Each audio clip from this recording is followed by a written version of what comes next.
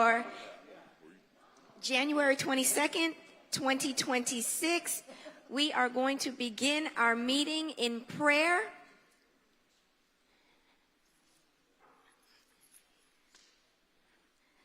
So look, the pastor's so accustomed to a whole bunch of stuff. I got to get him out now. I am joined today by my colleagues, Commissioner Escalona, Commissioner Gabella, Commissioner Pardo, Commissioner Rosado, our mayor, Eileen Higgins, and today we are joined by Hari Das, thank you, from Sacred Vedic Arts. And so the prayer that I have today, so I'm with the Gaudiya Vaishnava tradition from India. We say our prayers in a language called Sanskrit. This is the world's oldest language, and believe it or not, it was actually once spoken all over the earth. And so what I say is, Om Jnana Timurandasya Jnananjana Shalakaya Chakshur Unmilitam Yena Tasmai Shri Gurave Namaha. And that's calling to all of our spiritual teachers, all of us, not just mine, but ours, the collective human family, that we have, that it brings about auspiciousness to their meeting. So it's one of unity, prosperity, and spiritual growth for all of Miami. Thank you very much. We also learn in our tradition that the largest blessing is for us to chant together the names of God in whatever the name that we have. We know there are many names. We say Sole, Sol, Sun, but we're referring to the same sun. In the same way, there are many different names according to time, place, circumstance, and tradition. So in our tradition, we say the Hare Krishna mantra. Please join with me as I say Hare Krishna, Krishna Krishna, Hare Hare, Hare Rama, Ram Ram, Hare Hare. May God bless you all. Thank you. Commissioner Escalona. I pledge allegiance to the flag of the United States of America and to the republic for which it stands, one nation, under God, indivisible, with liberty and justice for all. Thank you. Good morning, everyone. Mr. City Attorney. Yes, Madam Chair. I believe you have an opening statement for us. Yes, ma'am. Thank you. George Weissong, City Attorney, City of Miami. Welcome. Detailed information about the processes, order, business, rules of procedure, and scheduling or rescheduling of City Commission meetings can be found in Chapter 2, Article 2 of the City Code, a copy of which is available online at www.municode.com. Any person who is a lobbyist pursuant to Chapter 2, Article 6 of the City Code must register with the City Clerk and comply with related city requirements for lobbyists before appearing before the City Commission. A person may not lobby a city official, board member, or staff member until registering. A copy of the code section about lobbyists is available in the City Clerk's office or online at www.municode.com. Any person making a presentation, formal request, or petition to the City Commission concerning real property must make the disclosures required by the City Code in writing. A copy of this City Code section is available at the office of the City Clerk or online at www.municode.com. The City of Miami requires that anyone requesting action by the City Commission must disclose before the hearing any consideration provided or committed to anyone for agreement to support or withhold objection to the requested action pursuant to City Code Section 2-8. Any documents offered to the City Commission that have not been provided 7 days before the meeting as part of the agenda materials will be entered into the record at the City Commission's discretion. In accordance with Section 2-33F and G of the City Code, the agenda and the material for each item on the agenda is available during business hours at the City Clerk's office and online 24 hours a day at www.miamigov.com. The meeting of the Miami City Commission is a limited public forum. Any person may be heard by the City Commission through the chair for not more than 2 minutes on any proposition before the City Commission unless modified by the chair. Public comment will begin at approximately 9:20 a.m. and remain open until public comment is closed by the chairperson. Any person making offensive remarks or becomes unruly in the City Commission chambers will be barred from further attending City Commission meetings and may be subject to arrest. No clapping, applauding, heckling, or verbal outbursts in support or opposition to a speaker or his or her remarks shall be permitted. No signs or placards shall be allowed in the City Commission chambers. Persons exiting the City Commission chambers shall do so quietly. Members of the public wishing to address the body may do so by submitting written comments via the online comment form. Please visit www.miamigov.com board/meeting instructions for detailed instructions on how to provide public comment using the online public comment form. The comments submitted through the comment form have been and will be distributed to the elected officials, their staff, and city administration throughout the day so that the elected officials may consider the comments prior to taking any action. Additionally, the online comment form will remain open during the meeting to accept comments and distribute to the elected officials, their staff, and city administration up until the chairperson closes public comment. Public comment may also be provided here live at City Hall, located at 3500 Pan American Drive, Miami, Florida, subject to any and all city rules as they may be amended. If the proposition is being continued or rescheduled, the opportunity to be heard may be at such later date before the City Commission takes action on such proposition. When addressing the City Commission, the member of the public must first state their name, their address, and what item will be spoken about. Any person with a disability requiring assistance, auxiliary aids, and services for this meeting may notify the city clerk. The city has provided different public comment methods to indicate, among other things, the public support, opposition, or neutrality on the items and topics to be discussed at the City Commission meeting in compliance with Section 286.0114 Florida statutes. The public has been given an opportunity to provide public comment during the meeting and within reasonable proximity and time before the meeting. Please note, commissioners have generally been briefed by city staff and the city attorney's office on items on the agenda today. Anyone wishing a verbatim record of an item considered at this meeting may request it at the Office of Communications or view it online at www.miamigov.com. For the planning and zoning items, PZ items shall proceed according to Section 7.1.4 of the Miami 21 zoning ordinance. Parties for any PZ items, including any applicant, appellant, appellee, city staff, and any person recognized by the decision-making body as a qualified intervener, as well as the applicant's representatives and any experts testifying on behalf of the applicant, appellant, or appellee may be physically present at City Hall to be sworn in by oath or affirmation by the city clerk. The members of the City Commission shall disclose any ex parte communications to remove the presumption of prejudice pursuant to Florida Statute 286.0115 and Section 7.1.4.5 of the Miami 21 zoning ordinance. The order of presentation shall be as set forth in Miami 21 and in the city code. Staff will briefly present each item to be heard. The applicant will present its application or request to the City Commission. If the applicant agrees with the staff recommendation, the City Commission may proceed to its deliberation and decision. The applicant may also waive the right to an evidentiary hearing on the record. For appeals, the appellant will present its appeal to the City Commission, followed by the appellee. Staff will be allowed to make any recommendation they may have. Please silence all cell phones and other noise-making devices. And this meeting can be viewed live on Miami TV, the city's Facebook page, city's Twitter page, the city's YouTube channel, and Comcast Channel 77. The broadcast will also have closed captioning. Thank you, Madam Chair.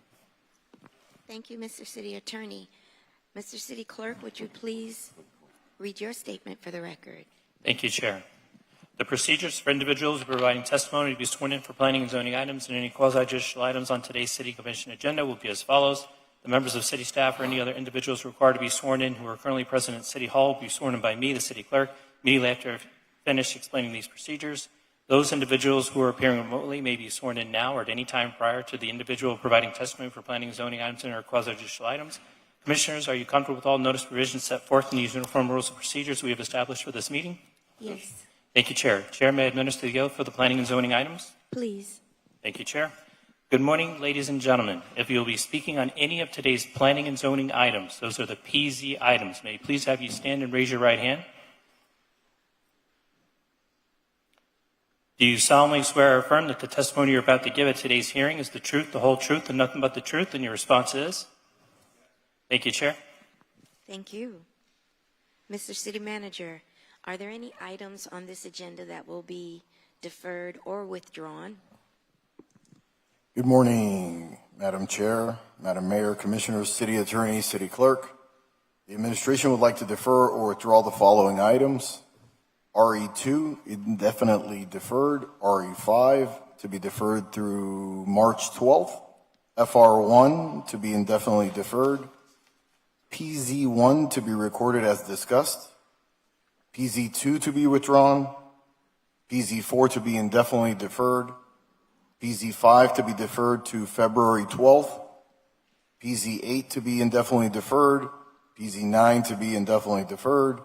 PZ10 to be indefinitely deferred, PZ11 to be indefinitely deferred, and PZ6 will be heard as a second reading ordinance. That is all, Madam Mayor. Gentlemen, do you need him to go over that again? One more time? Yes? One more time, Mr. Manager. We will do it one more time. RE2 to be indefinitely deferred, RE5 to be deferred to March 12th, FR1 to be indefinitely deferred, PZ1 to be recorded as discussed, PZ2 to be withdrawn, PZ4 to be indefinitely deferred, PZ5 to be deferred to February 12th, PZ8 indefinitely deferred, PZ9 indefinitely deferred, PZ10 indefinitely deferred, PZ11 indefinitely deferred, and PZ6 will be heard as a second reading ordinance. PZ6 has to be heard after 5 p.m. No, he's referring to, it printed on the agenda as a first reading item, but it's actually a second reading item. But there is an item, hold on, let me find it real quick. PZ6, I'm sorry, PZ6 is an item that has Believe to that's be what I heard. said. I apologize. Mr. City Clerk is never wrong. Has to be heard after 5 pursuant to city code. So Okay. you might want to defer I just that. want to let my colleagues know that PZ6 has to be heard after 5 p.m. No, we're not here at 5. Okay. At this point, I'm going to ask my colleagues if they have any items that they would like to defer or withdraw from the agenda. Commissioner Pardo? On item PZ1 that's going down as discussed, I just wanted to add to that gym equipment will be removed. So just as part of that, close that chapter. Thank you. You mean PZ2 Or PZ, well, they go being together. withdrawn? Yeah. And that's why it's showing as... Exactly. Okay. Commissioner Cabela? No, I'm good for now. You're good. Sorry, Commissioner Pardo, do you mind if we get that equipment? Not at all. Although we're looking at it. Okay. Wherever it can best go, we want it to go there. Absolutely. Thank you. It's being removed from the park? Yeah. It really isn't being used. I mean, I ride bikes by there all the time. You see adults kind of sitting there and kids playing where they probably shouldn't be playing. So yeah, it is being removed, and I recommend to check it out. Like go by, see how people use it yourself, and then make the decision. Every time I passed by it was being used, so I don't know. Well, Commissioner Gabala, you know. I don't want to be in the crosshairs here. Well, your executive director knows. Commissioner Rosado, any items? No, ma'am. Mr. City Clerk? Thank you, Chair. I just need to read a brief statement into the record. Pursuant to Section 62-22 of the City Code, indefinitely deferred action initiated by the city will cost the city mail, noticing, advertising, and posting of properties as applicable. Thank you, Chair. Thank you. May I have a motion to set the agenda? So moved. I have a Second. motion and a second. All in favor? Aye. The agenda has been set. At this time, I'm going to open the floor for public comment. If there's anyone here that would like to speak on any item that is before us on this agenda, please step forward, 5 at a time, so we don't block the exits. Thank you. Good morning. Good morning, Commissioners. My name is Alexander Miles. I reside in the city of Miami, and I direct state and local housing policy here in Florida for Enterprise Community Partners. And I want to thank Commissioner Rosado for his leadership in bringing forward PZ3, which I'll be speaking about today. Enterprise Community Partners is a national nonprofit that exists to make a good home possible for millions of families who need one. And we've been active since 1982 across the country and here in the city of Miami to help folks with our housing crisis. Earlier this year, Enterprise helped advance Senate Bill 1730 through the Florida legislature, which helped create the Yes in God's Backyard, or YIGBY tool. The law gives local governments a clear optional tool to allow housing on faith-owned properties. PZ3 is how the city of Miami is choosing to implement that tool locally, joining other Florida cities that are beginning to put YIGBY into practice. Houses of worship have long been pillars of Miami's neighborhoods, and they're often owners of well-located, underused parcels of land near jobs, transit, and services. This ordinance provides clarity, predictability for houses of worship that want to say yes to building attainable workforce housing on their land. Statewide, fully leveraging this tool could unlock as much as 30,000 parcels of land for affordable housing. By adopting PZ3, the Commission unlocks the potential of religious land for community benefit, expands housing choices for Miamians, and demonstrates that faith-based planning and development is an important part of addressing our housing challenges. Enterprise looks forward to continue to partner with the city and with houses of worship to support more housing options for Miamians. Thank you for your time. Appreciate it. Thank you. Good morning. Good morning, Mayor, Chairwoman, Commissioners. My name is Angela Ramusco, 1000 Southwest 57th Avenue for the record, and I serve as legislative aide to Miami-Dade County Commissioner Natalie Milian-Orbis. I'm here on behalf of the Commissioner who is currently in a county zoning meeting, so she cannot be present today, but she asked that I convey her support for Resolution Number 16, sponsored by Commissioner Rosado. The Commissioner fully supports efforts to stop bad actors who will use loopholes to enrich the QM regime. As she stated yesterday, following the unanimous adoption of a similar legislation she filed at the County Commission, will not allow the Cuban Communist regime to use Miami-Dade County as a financial platform while it continues to jail dissidents, deny basic freedoms, and act as a state sponsor of terror. Miami-Dade County will not be complicit in the business model of a communist regime. On behalf of Commissioner Natalie Milian-Orbis, I want to thank Commissioner Rosado for bringing this item forward and respectfully express her support to this resolution. Thank you. Thank you. Good morning. Good morning. My name is Maria. Good morning. My name is Maria Doval. I'm the president of the Coral Gate Homeowners Association. We are here. I'm representing the Homeowners Association. We're here to support Commissioner Rosado's wanting to name 20th Street, Bob Vallador's Street. Let me just take a brief moment and tell you who was Bob Vallador. He lived all his life in the same house from newborn to the time of his passing, New Year's Day. He started the Homeowners Association with other members in 1987. He was president of the Homeowners Association 3 times. He played a vital role in the acquisition of the barricades in Coral Gate that later on turned into a wall. He played a big role in our parade celebrating 50 years in Coral Gate. He was a member of the steering committee for many years. A gentleman well-liked by neighbors and friends. I'd like to thank Commissioner Rosado, and I know he, as well as I and residents of Coral Gate, would dearly miss Bob. Thank you. Thank you. Good morning. Good morning, Chairwoman and Commissioners, Madam Mayor, all the staff. My name is Chaplain Stanley Young, 500 Northwest 2nd Avenue.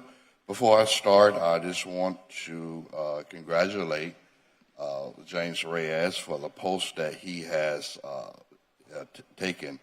I met Mr. Reyes at the jail. He opened up his door, he opened up his heart, he shared his vision for the jail. And because that's my passion, that's what I do.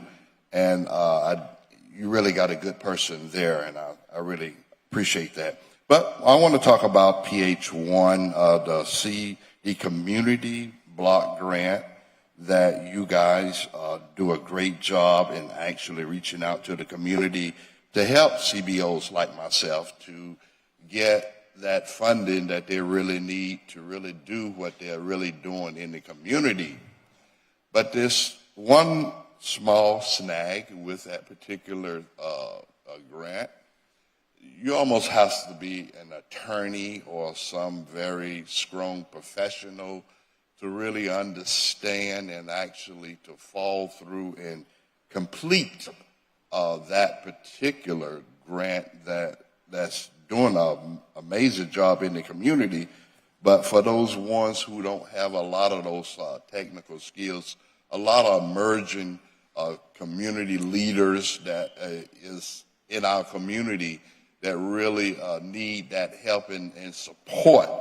You do a community meeting to go over it, but it still needs more of a helping hand from you guys to really help people complete this online grant proposal that you put out. So that's my passion today. That's what I wanted to share with you today, to really look into that. Thank you very much. God bless. Thank you. Good morning. Good morning. My name is Erica Scott. I'm here representing Miami Homes for All, address 3250 Southwest 3rd Avenue. So on behalf of our team, I'm here in strong support of PZ3, an ordinance that allows affordable housing to be developed by right on land owned by civic, religious, and K-12 educational institutions. We support PZ3 because it unlocks underutilized civic land to help address Miami's housing crisis. I want to highlight again that we're short 90,000 affordable rental homes for households earning up to $75,000 a year. The city has identified almost 700 civic use properties that would be eligible under this measure.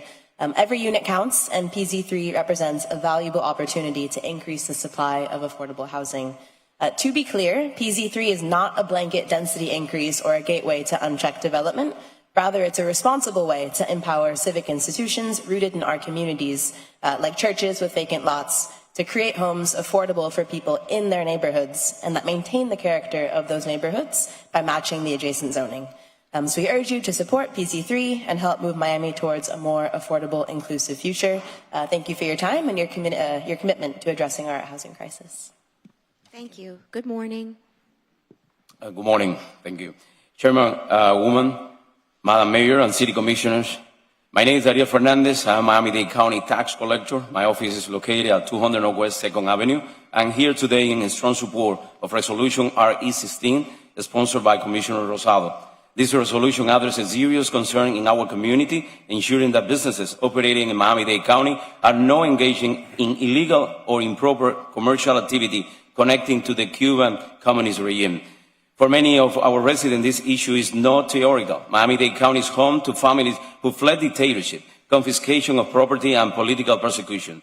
They understand the consequence when authoritarian regimes are allowed to benefit from weak oversight and lack of enforcement. This is a national security issue for the United States of America. Resolution RE16 ensures accountability by promoting coordination and oversight to verify our local businesses. License system is not used to circumvent U.S. law and or ordinary federal sanctions related to Cuba. On the Florida law, the Miami-Dade County Ordinance, my office has a clear legal obligation to deny or revoke business tax received when required. We do not make policy, but we do enforce the law. Miami-Dade County must never become a safe haven or economy lifeline for a dictatorship. Our duty is to protect the integrity of our local economy, uphold the rule of law, and stand firmly with the value of freedom and accountability that define this community. Thank you, and I respectfully urge your support of this resolution. Thank you. God bless you all. Thank you. Good morning. Good morning. Elisa Margulies, 3333 Rice Street in Coconut Grove. I have a question. Is there something in the water here at City Hall that transforms you from citizen champions to the Board of Enron? The Miami traffic is oppressive. It's soul-crushing. Our streets are flooded with salt water and storm water. We're losing our green spaces, our airspace, and your solution is to increase increase the density. Ma'am? Yes. What item are you speaking? PZ3. Thank you. Building on land occupied by civic institutions, high rises on hallowed ground.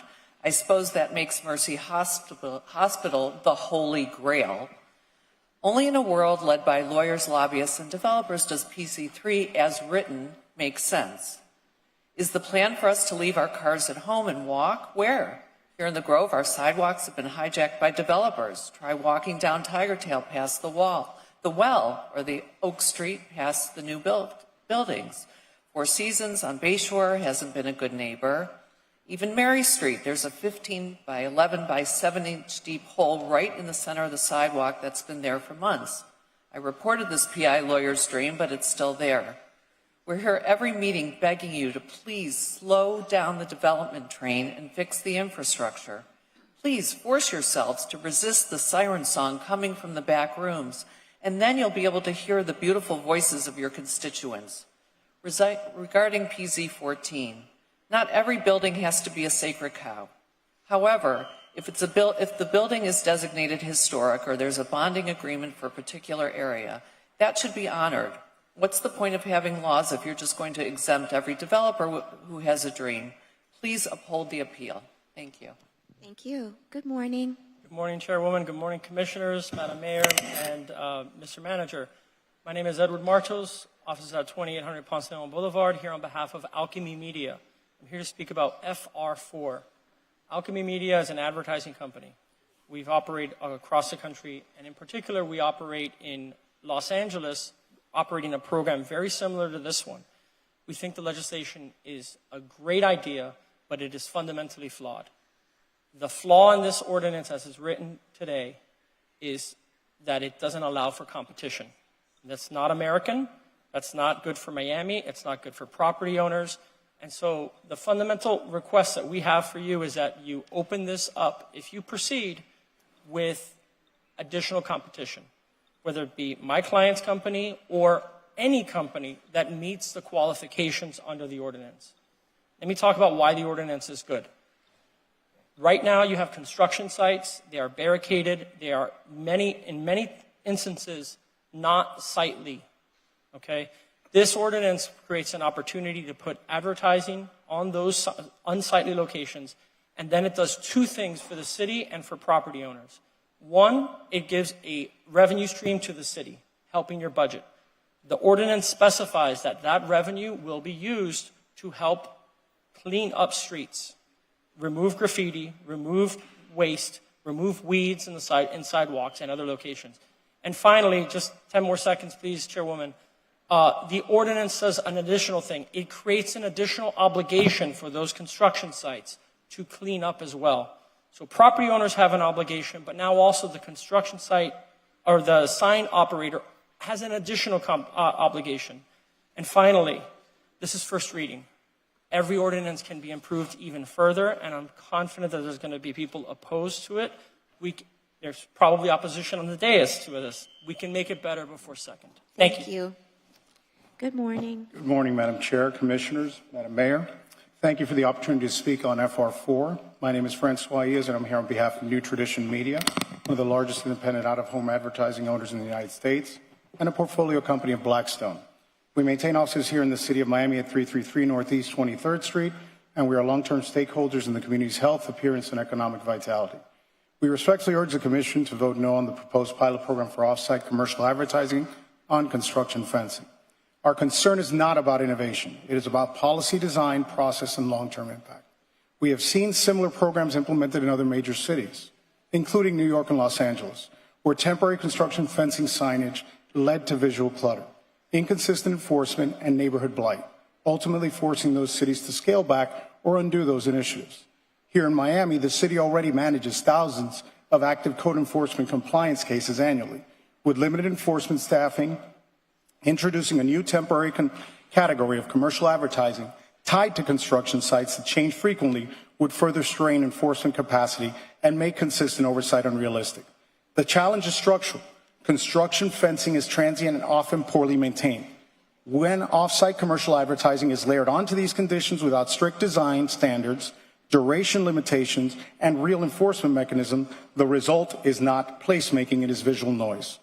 Equally important in the process, this proposal appears to have moved forward without meaningful input from impacted residents or from experienced out-of-home operators who understand spacing, illumination, safety, and cumulative visual impact. Permanent signage operators are held to rigorous standard zoning and permitting standards for good reasons, creating a parallel advertising channel that is less regulated, temporary by definition, and disconnected from long-term land use planning risks undermining the city's sign code and setting a precedent difficult to reverse. Miami's urban core is dense, dynamic, and highly visible. Once visual standards are loosened, they are extremely difficult to restore. A pilot can quickly become policy, as we all know.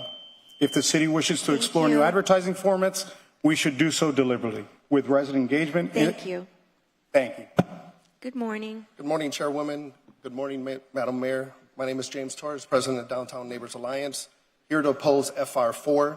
Downtown Brickell Edgewater residents are already carrying more than half of the fair share as it relates to the burden of density and construction, the most traffic, the most viable, visible clutter. We absorb the impact so the rest of the city doesn't have to. On top of that, downtown Brickell and Edgewater residents are being double taxed through the DDA hostage tax, paying extra every year, while we're being told that this type of improvement will be helping the quality of life within the neighborhoods. That is not true. If that was the case, let's dissolve the DDA and allow those funds to help the community. That is not happening. Let's be clear about the ordinance. It does not reduce construction blight, it monetizes it. It turns fencing into ad spaces. It treats downtown Brickell and Edgewater like inventory instead of communities. At the notice, this is what's happening. None of this is happening in the Grove, not Coral Gate, not Silver Bluff, not Morningside. Once again, downtown is the bald-headed stepchild that they're using this for, and that should not be the case. This is not coincidence, this is targeting. We were told that this is about beautification and graffiti removal and prevention, but if that were true, then why are we not talking about artwork? Why are we not talking about public display of art? Why are we not taking accountability from the developers that are currently having this issue as well? This is not in order for what we're asking for. Downtown Brickell and Edgewater are not billboards. They are homes, they are communities, they are not revenue-generating machines and neighbors. We're kindly asking that this commission defer and/or indefinitely remove the item as it relates to what it is today. We are tired of billboards, and enough is enough. Thank you. Thank you. Good morning. Something great for our neighborhood. So thank you very much. Please take that into consideration. Thank you. Good morning. Good morning. My name is Michael Friedman. I'm the Chief Executive Officer of Alchemy Media. I'm speaking on behalf of FR4. What I heard earlier from some of our colleagues is that there's problems, potential problems with the ordinance as it's drafted. I don't disagree with that. I think there's things that need to be done to this ordinance to actually make it more beneficial to the city. But I do believe that graffiti abatement is a worthy and very difficult aspiration to attain. And I believe that if we leave graffiti abatement to the landowners themselves and/or the city, that the abatement doesn't necessarily happen. So sometimes you have to bring in a third party to actually work on this stuff because that's the way to abate graffiti. With that said, I believe that there's a lot that can be done to make this ordinance worthwhile for the city, beneficial for the city, valuable for the city, important for the city, and we'd like to be part of that. The one major infirmity that I see to this ordinance right now is it's set up as a sole source pilot program. Pilot programs are terrific and they need to be worked on. And so what makes a pilot work is you actually get more than one applicant involved in the process, and those applicants can actually together can make it work on behalf of the city. So that's what we're proposing, is that the sole source aspect of this ordinance be stricken from it at this point in time. But we would like to see the ordinance move forward, if at all possible, and then whatever changes are necessary to make the ordinance worthwhile and work for the city, we'd like to do between the first and second read, if at all possible. Thank you. Thank you very much for your time. Thank you. Good morning. Good morning, ma'am. My name is Mario Torres, and I'm here to support RE14. And my parents bought a house, 2820 Northwest 4th Terrace, in the 70s. We love the neighborhood so much that when I got married, I bought a house around the block at 2811 5th Street. My next door neighbor is Sergeant Reyes. And we're supporting this. I've been in this neighborhood 50, 60 years. Even though I feel 25, I don't know, how do you feel? 50 years, and I rode bicycles on the 836 when they were building it. So we're the original guys. And in our neighborhood, I've never really seen anybody step up like they've stepped up now with this making a park. I can't take my kids, they're big already, but I can take the grandkids. And I want to thank you so much for that, and thank you for all the work you're doing. God bless you. God bless all of you. Thank you. Thank you. Good morning. Madam Chair, Madam Mayor, members of the board, Ben Fernandez, 200 South Biscayne Boulevard. I'm speaking today as a resident of the city and also a member of the Housing Commercial Loan Committee for the city of Miami in support of PZ3, which I think is a brilliant idea. The CI zone properties throughout the city are many times situated in a way to ensure compatibility with residential development, and we have a housing crisis. We see it every day before our board, and I think that this is a fantastic idea and encourage you to support it and pass it. Thank you. Thank you. Good morning. Good morning, Commissioners. Elvis Cruz, 631 Northeast 57th Street. And okay, I'm up there. So if you take a look at that door over there and that door over there, you'll see that this room has an occupancy load maximum of 155 persons enforced by the fire department. That makes total sense, so we don't overload the room. What about the city itself? The city of Miami did this study back in 2016 to determine the maximum density potential. How many housing units could be built in the city under that zoning at that time? And the total was 948,000 units, which turns out to be 8 times more housing units than were counted in the 2010 census. 8 times more. We already know what the situation is today with our traffic. And that study was before numerous SAPs, before enhanced T5, before rapid transit zoning, before transit station neighborhood developments, before this item that wants to add 660 properties covering 1,800 acres. So, what about affordable housing? That's the problem. If you want to solve the crisis, solve the problem, which is foreign buyers that take up close to 40% of new housing purchases and corporate buyers, big Wall Street firms buying up housing. That's the problem. You can add affordable housing under the existing zoning with tax deductions, tax exemptions, tax credits, Section 8 vouchers, and housing projects that you build all the time. There's a huge adverse impact to our infrastructure with this overzoning, not just traffic. Potable water supply, even though we've been under water restrictions since 1997, sewage treatment capacity, garbage handling capacity, and hurricane evacuation time. Thank you for listening. Thank you. Good morning. Good morning. My name is Z. Sultan. I'm the Vice President of the DNA. I'm speaking here on agenda item FR4. We just want to be clear, the concern here is not just beautification. It's long-term consequences of introducing commercial advertising into construction-heavy residential area, and also the enforcement of those advertisements, especially when they're just external and not just local advertisements. We've seen this play out before in New York. We've also seen it play out with respect to the PAM billboard situation that occurred in Miami. When advertising is allowed in spaces meant to mitigate construction impacts, it often becomes a nuisance rather than an improvement. What starts as a limited, controlled advertisement tends to escalate, ads grow larger, more aggressive, harder to regulate, enforcement become reactive instead of preventive. Miami's experienced this firsthand. Prior billboard approvals tended to be narrow, ultimately resulted in legal battles.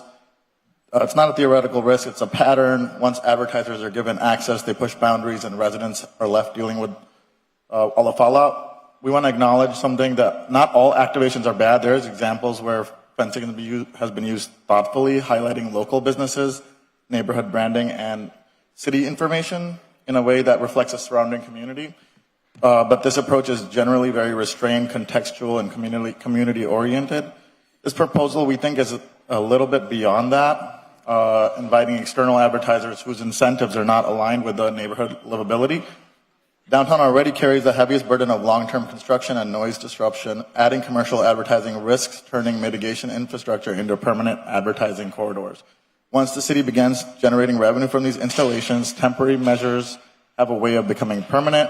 Downtown residents deserve relief from construction impacts, not another layer of monetized visual clutter. The goal is an enhancement. There are better proven models that do not open the door to abuse. For those reasons, I urge you to reconsider this approach. Thank you. Thank you. Good morning. I'm speaking on PZ3. My name is Henrietta Schwartz, and I live at 2627 South Bayshore Drive. Congratulations. Congratulations. Oh, he's gone. I didn't get to say it to you the last time. I wasn't at the meeting, but I'm very concerned about PZ3 because I believe that it is built, written, and executed for Mercy Hospital. And Mercy Hospital has already gone through extensive litigation about 2 decades ago when Grove Isle demanded that they not build towers there. So I guess my question is, on PZ3, since the whole push is for affordable workforce housing, What guardrails are you going to put into this amendment? Will you put in a height restriction? Will you put in a price limit?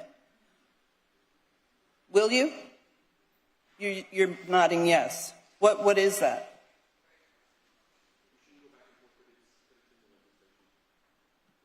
We can We'll discuss it in the item. when the item comes up. Okay, so, you know, as a concerned resident, I live across the street and I talk to the D2 office all the time about what we are going through as residents in an area that you are promoting walkability. Walkability is huge. This is what Miami is all about, right? You want to put things, you want to walk, you want to go places. We can't. We can't. It's a mishmash of closed sidewalks and roads all over the Grove, and you want to put in all these things, and then you want to give bonus height when an ordinance was improperly opened up and mysteriously, it's unbelievable, but 8 or 9 properties vested in that bonus height. Magic. Am I done, or is that my halfway? No, that's your, thank you. Darn it. Good morning. Good morning. My name is Brian Benajad, born and raised in Miami, and basically just here to oppose the FR4. You know, as a Miami native, I don't want to see my city go down the wrong path. So, yeah, that's it. Thank you. Thank you. Good morning. Good morning. My name is Walkidia, and I am from the Prospera office. As you may know or may not know, our organization is a nonprofit organization that helps small businesses, entrepreneurs by protecting, support, and help them start, sustain, and expand their businesses, including pathways to private and public contracting. We at Prospera will provide the direct technical assistance and small business in all districts, Districts 4. This includes the one-on-one consulting to help entrepreneurs in licensing, permits, financial planning, and compliances, as well as business seminars on core entrepreneurship topics. Prospera will also expand access to capital, city procurement, and opportunities while assisting in legal, accounting, and HR support to help stabilize businesses and protect their local jobs. Thank you. Thank you. Good morning. Good morning. Thank you for the quickest public comment I have ever seen in my life. Congratulations on that. It's a new day at the City of Miami. My name is Jose Felix Diaz. I'm at 2 Alhambra Plaza. Nice to see all of you.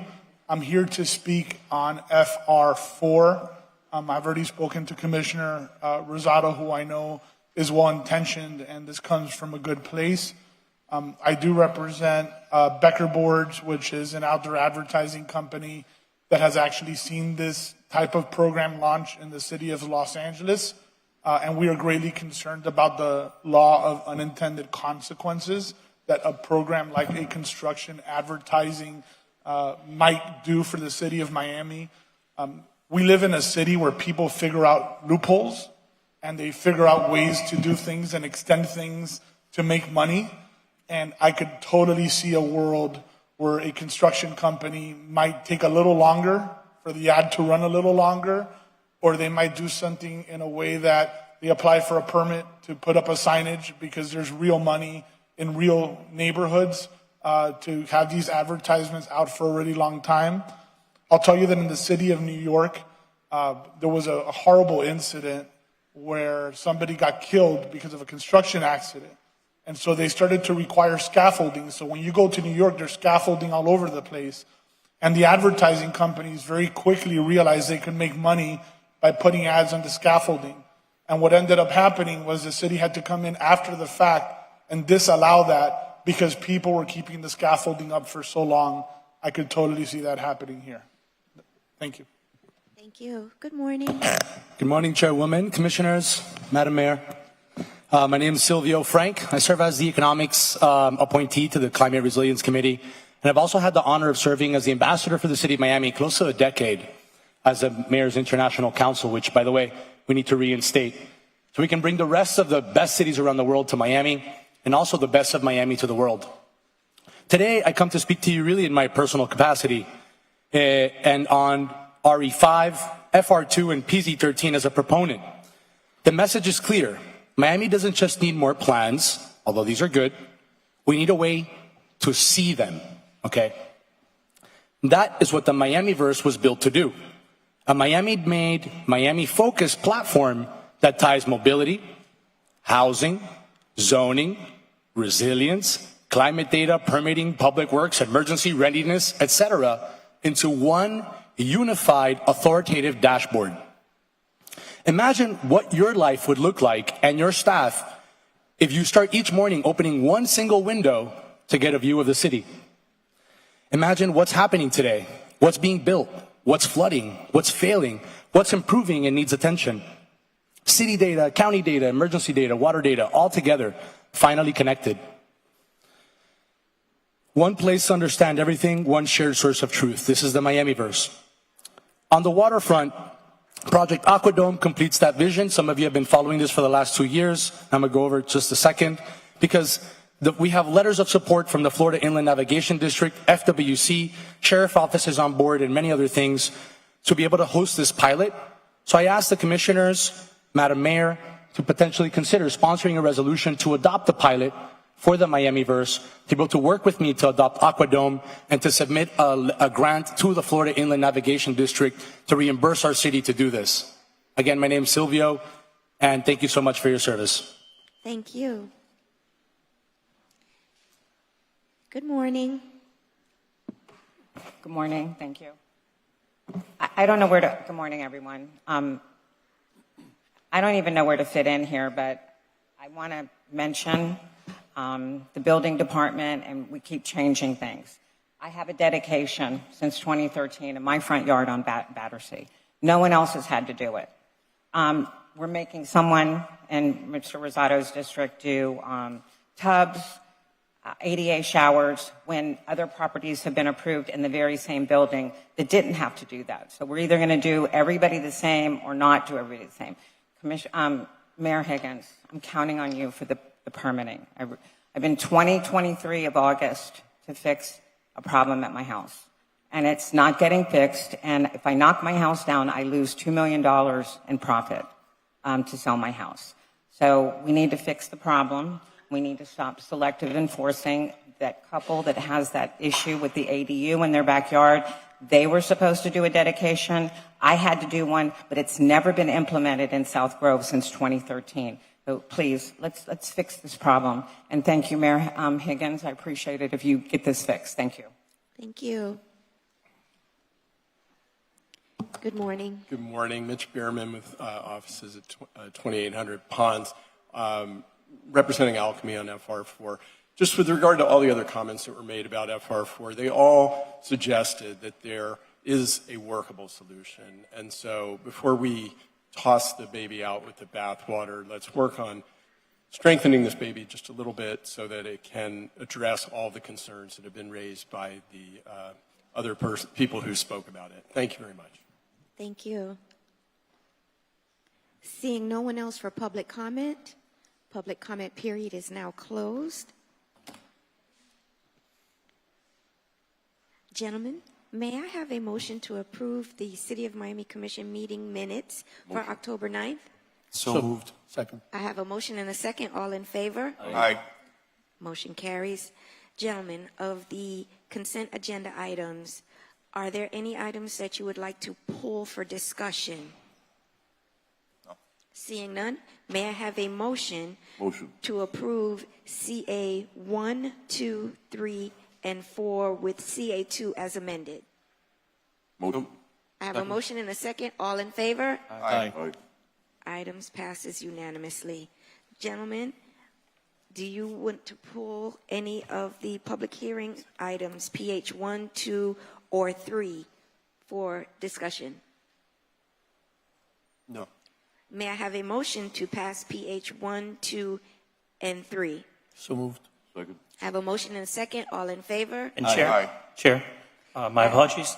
PH1 will be amended to remove in signatures by the mayor, and PH2, a backup document consisting of a memo dated January 14, 2026, is being submitted into the record for PH2. The backup document is not amend the legislation. Thank you, Chair.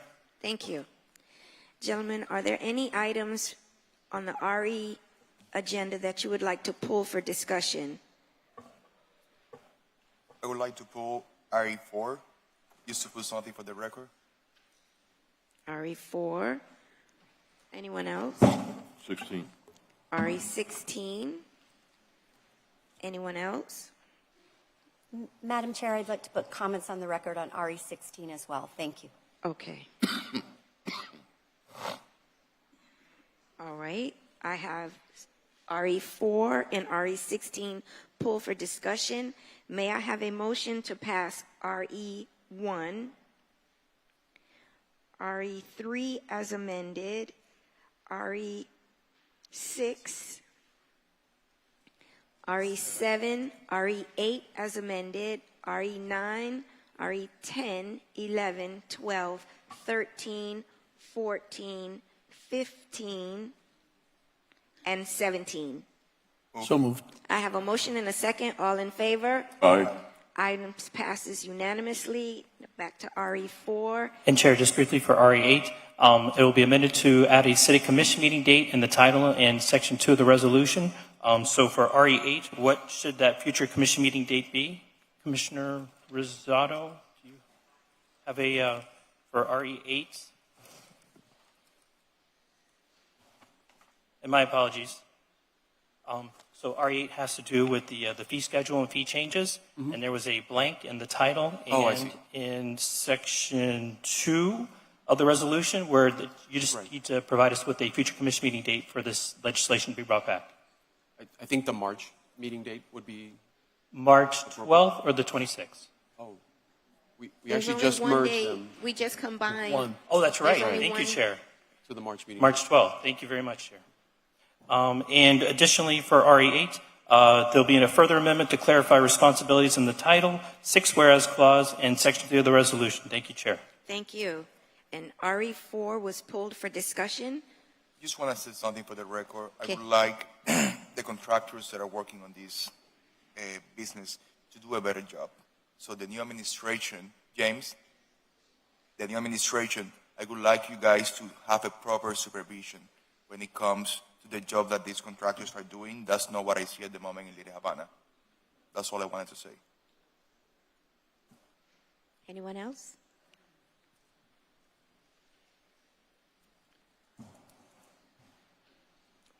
May I have a motion? Motion. Second. All in favor? And Chair, my apologies. For RE4, it will be amended pursuant to a substitution memo dated November 13, 2025, and distributed via email on January 16, 2026. Thank you. I have a motion and a second. All in favor? Aye. Motion carries. RE16 was pulled for discussion. Yeah, I pulled it.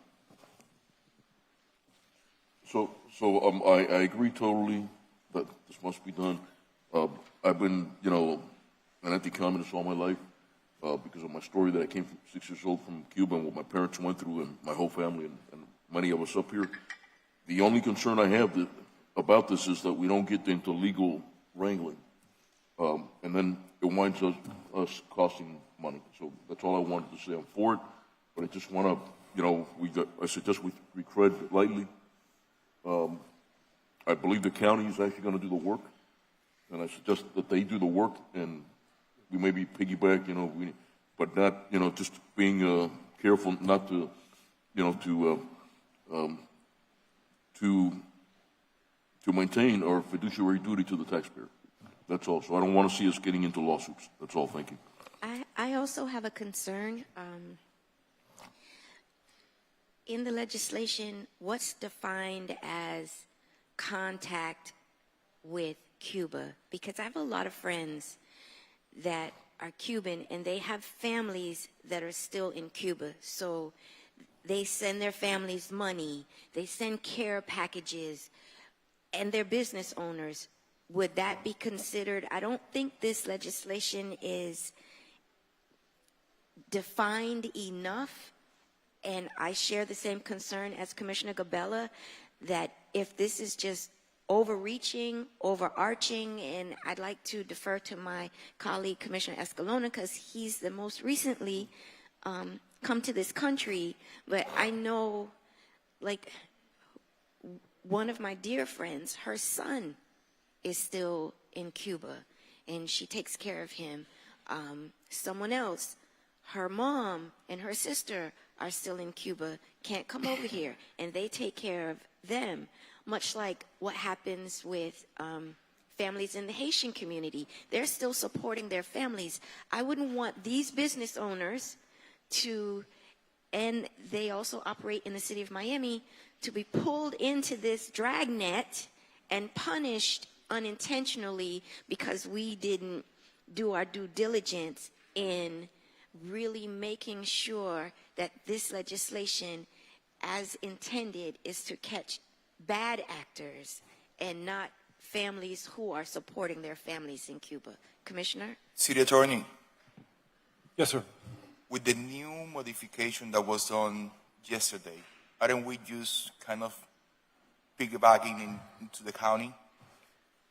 Essentially, yeah, and just for the record, the previous iteration of this resolution called for the creation of a task force and headed by the Inspector General and all that stuff. The substitution that was submitted yesterday from the District 4 office essentially changes that to the meat of the resolution would be the city manager is hereby authorized and directed to work with and support the Miami-Dade County tax collector to ensure that all applicable federal, state, and local laws governing business tax receipts and related compliance requirements are properly followed and enforced, and providing for an effective date. But at its essence, it is designed to look at Section 205.0532 Florida statutes, which authorizes a Florida statute authorizing a local governing authority to revoke or refuse to renew a BTR if an individual, business, or entity is engaged in activities prohibited under state or federal law with Cuba. So that's the statute. It doesn't provide the safeguards that the chairwoman was talking about. It doesn't define really what doing business is or the prohibited activities, but whatever activities are prohibited under state or federal law. So we would have to rely on the federal government to let us know whether or not these entities are in accordance with law or violating law. I just wanted to mention as well that there is a current lawsuit pending in the federal court system. It's Zayield Charters versus Miami-Dade County Tax Collector, where an entity that was found to have violated, initially found to have violated 205.0532, according to their complaint, proved that they were not in violation of the statute, then had their BTR reinstated, but they've alleged that there were business losses, defamation, etc. But more importantly than those allegations is there's a request for a declaration and injunction declaring 205.0532 unconstitutional. Because it requires interplay with the federal government, and they allege in their complaint that this is something that should be enforced by the federal government, not necessarily the tax collector of Miami-Dade County. So that's just a complaint that's filed. The state law is presumed constitutional until found otherwise under jurisdictional law. I just wanted to flavor this discussion with that there's issues, but to answer your initial question, as written now, it just requires the manager to cooperate lawfully with the tax collector. So we have no liability? Yeah. No, right? I'm sorry, could you say that? So we have no liability? Well, the issue, so do we have liability? If we were to revoke a license based, if the tax collector contacts the city manager and says, I've identified this business, you need to revoke their license. We have a provision in Chapter 31 of the City Code relating to BTR. So we would have an independent review. We would provide due process, no opportunity to be heard, all that stuff. But we would potentially be entering into this lawsuit if if the court ultimately finds that the statute is unconstitutional. So I can't say that there is no liability associated with cooperating with the tax collector. There is a possibility of liability. Just have to be honest with you. But as written, you know, there's no time frames, there's no urgency in this, but you would be authorizing the city manager and the city ostensibly to work with the tax collector to enforce this statute, which is currently challenged. Commissioner Pardo? Yeah, I'd also like to hear from the city manager, and I know, Madam Mayor, you had a note for the record. I'd be interested in hearing that as well. So, colleagues, just a few short weeks ago, the residents of this community and the small business owners of this community spoke pretty loudly and clearly at the ballot box that they were rejecting a Miami that weaponized its government against small businesses.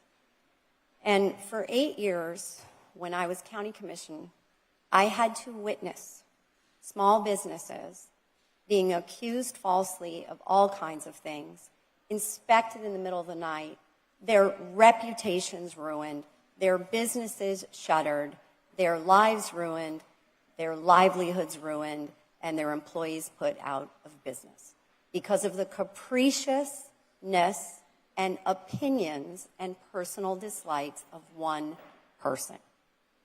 So I had thought we had moved past this to be a government that is all about making sure we have a strong and robust economy. In this city, there are 17,250 businesses with a BTR that, should this pass, are open to investigation. Obviously, that is the job of OFAC. Let's be very clear. I'm not sure if any of you as commissioners have ever had any experience working with U.S. Department of Treasury and OFAC, but I certainly have when I was in Mexico doing anti-narcotics and anti-weapons work. They know very well how to investigate individuals and companies that are violating the law, violating sanctions laws, cooperating with communist regimes or any other horrible form of government, such as Iran, and putting together an airtight case that doesn't end up in a lawsuit. What the situation we're currently facing, which is, as the city attorney described, is we have a system now locally that is being rolled out pretty capriciously, and we are already in the middle of lawsuit. If it were me, and by the way, the city manager has already advised me I'm not able to veto this legislation, which, should it pass, if I were able to, I would. Because I promised the residents we would not be involved in wasting their tax dollars on lawsuits unnecessarily when we could be working on projects that keep their streets from flooding or improving community centers at our parks. This is not without risk to us and liability. My suggestion is we defer this until the entire case is settled in federal court. That would be my suggestion. We get the law established, and then, quite frankly, we let the state and the county do what it's always done. And whenever they revoke a BTR, we immediately are informed, right? We've always been doing that. We look at that and we say, you know what? We probably need to revoke it as well. But we also follow 31, which says that person still gets due process in our city. So in my opinion, we are jumping the gun on this particular item, given the fact that we already have federal lawsuits working their way through the courts. I think it's important to note 17,250. We're talking some of the largest companies in the world could now be under investigation with no rules. There's no process. Our city attorney just allied. There's no definition, right? One of their employees sends their grandma medicine, and then suddenly their reputation and their business could be ruined. I think there is great risk to our city. We have a federal process that seeks out these horrible businesses that violate U.S. laws, cooperate with regimes that are repressive to people, that dehumanize them, do not follow human rights. And we should follow that process rather than creating a separate process that could put the hard-earned tax dollars of our residents at risk, where once again, we have a reputation of a city that wastes millions and millions and millions of dollars on unnecessary lawsuits rather than on the things that our residents need to live and work.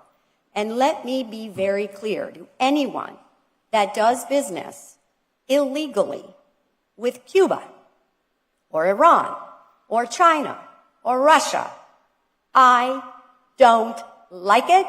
You're going to follow the law. The federal government is in charge of making sure that happens. When they tell us you have done something wrong, we absolutely positively will make sure your BTR is revoked and you will never, ever, ever be doing business in the city of Miami.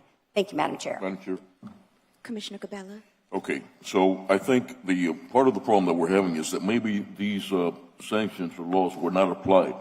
I suggest we write a letter as a body that we are, contacting the DOJ, the Justice Department, and anybody that has to do with sanctions and the embargo against Cuba, and let them investigate, okay, properly. I think the problem here is that some of us feel that in the past, these businesses that have been doing business, in this case with Cuba, have not been, what's on the books has not been followed. I don't think we should get into that business. I agree with you on that. However, there is a big anti-communist sentiment from us Cuban Americans here in Miami that cannot be ignored. We have to take care of that too. Okay, so what I'm suggesting is we write a letter as a whole, as a body, with you, Madam Mayor, suggesting that what we're asking for, that the DOJ, the Department of Justice, and the whatever department has to do on the federal government with enforcing those sanctions and embargoes are done. The last thing we want to do is, have a lawsuit, with a business that's communist, that's doing business with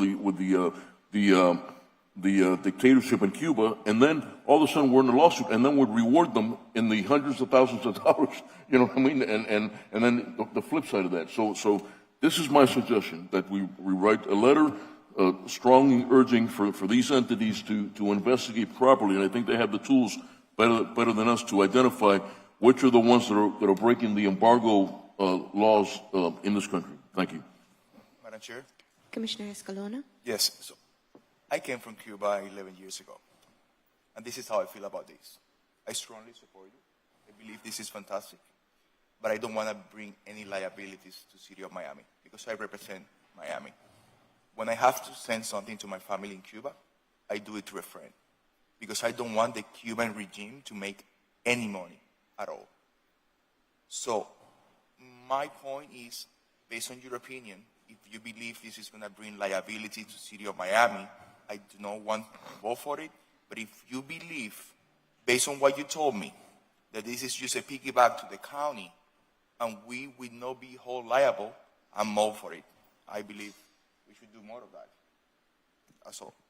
Commissioner Rosado. I do. I appreciate my colleagues' feedback on this item. The initial version that was submitted as part of the agenda was certainly a much more stringent, but I think at this point, what we have put forth in a substitution memo that came out yesterday afternoon essentially is about coordination with the county. So it would not be our role to determine who is violating the law. That's outside our purview, but it is about continuous, regular enforcement of laws that are already on the books that, as Commissioner Cabela says, probably are just being overlooked, and they have been for decades, not for months or weeks, but for decades. And so that is ultimately what this is about. So the county moved forward yesterday with a companion item that is more strenuous on their part. City of Hialeah is doing the same thing. This is about coordinating on a regular basis with the county and implementing what is already on the books, not for us to determine who is violating the law or not. Okay, so based on the comments from my colleagues, it seems as if this legislation may be a little premature and we can either defer it until... I'd like to pass it direct. I'm sorry to interrupt you. I'd like to pass it directive to the city manager that we write a letter to these departments, the DOJ, the Department of Justice, and have them, pay attention to this. That I agree with Commissioner Rosado. They have not in the past, and that's why we're probably here. Now, should we be the, like I say again, should we be the body that has the tools to properly investigate this? Maybe we'll get ourselves into trouble. But I don't want to see this go away. I'm with you. I think this needs to be pursued, but by the proper, by the proper department of our federal government. So I would say if anybody wants to join me, to write a strong letter, to these departments as a whole that we represent. I represent 1/5 of the city. So does Commissioner Baidu, the chairwoman, Commissioner Escalona, and Commissioner Rosado. That's my suggestion. Based on your suggestion, I have to do something with this legislation. I have to vote it down. I have to defer it because you're presenting something entirely different by sending a letter, and that's not what this legislation. But I don't want to thwart his efforts. I don't want to thwart anybody's efforts on what they're doing. Okay, so let me dispose But of this legislation. Let Madam me Chair? take care of RE 16. Yes. Madam Chair, if I could add something, I don't see those two ideas as mutually exclusive. I think this could pass and we could supplement with. Absolutely, but we have to take care of RE 16. Do we want to defer it, or do we want to vote on it the way it is? I'm not comfortable voting on it the way it is, and I'll be a no vote if you want to move forward. I would like to see, as much as an anti-communist as I am in my upbringing and my background, I share a lot of the passion that's on this dais. I don't think it would be prudent to vote on this right now. I think there's more we need to know about, and I think the mayor's eloquent comments about maybe letting it go through the lawsuit is a wise. I understand that other jurisdictions, because this is a city that's very passionate on these issues, may be passing it in this moment, but I think it would be wise on our part to give it time. So, do I have a motion to defer? I'd like to move on the item as it is. But answer my question. Do I have a motion to defer? Anybody? Seeing no motion to defer, do I have a motion for RE 16? Yes, pursuant to the substitution memo, as the clerk has reminded me. So I will vote on it. My condition is that I will vote on it, but the letter has to be sent, to the Department of Justice, the DOJ, everybody else, to handle this matter, and then, at least that way we have some cover for liability if there is a liability situation. I accept that amendment. That's my condition, that we write a letter and along with your, and we don't get ourselves into trouble here. George, I believe you had your hand I was just up. going to say, in lieu of writing a letter, we could do a resolution of the Miami City Commission urging the federal government to vigorously enforce these laws, and that I think would have more weight than a letter. So that's fine with me. So I have a Are you motion. good with that, Commissioner? Yes. Rosado? I have a motion. Do I have a second? Second. A second with the amendment of what our city attorney just recommended. So I have a motion and a And my second. apologies, Chair. So this resolution, I guess urging whomever, that's included in this resolution? Are you doing a separate resolution? I believe it's a separate resolution. So then they'll would need be to the easiest vote way on to a do it. separate resolution urging So to take some action. I suggest to the chair they get through this item, and then we do a follow-up resolution urging the federal government and the proper authorities to strenuously and vigorously investigate ties to the dictatorship in Cuba. No, understood. My apologies, Chair. I'm sorry. I'm just trying to clarify the motion. So the motion then is simply to adopt pursuant to the substitution memo dated January 21st, 2026. Yes. Understood. Thank you. I have a motion. Do I have a second? Second. Second. I have a motion and a second. All in favor? Aye. Aye. And now I'll pass the motion to. And the apologies, resolution. Chair. That was unanimous? Yes.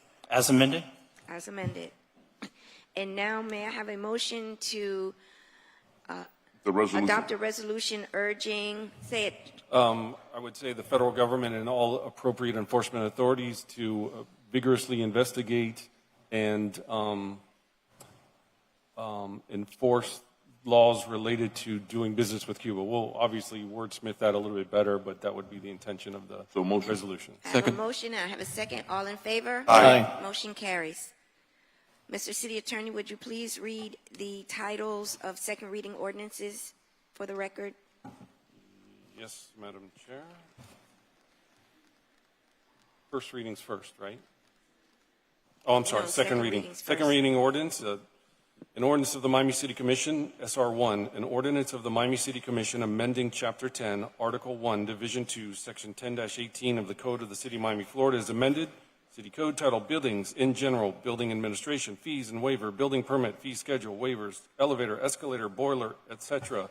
Amending Section 10-18 of the City Code to incorporate current elevator inspection fees, boiler and unfired pressure vessel fees and fines for noncompliance, providing for severability and providing for an immediate effective date.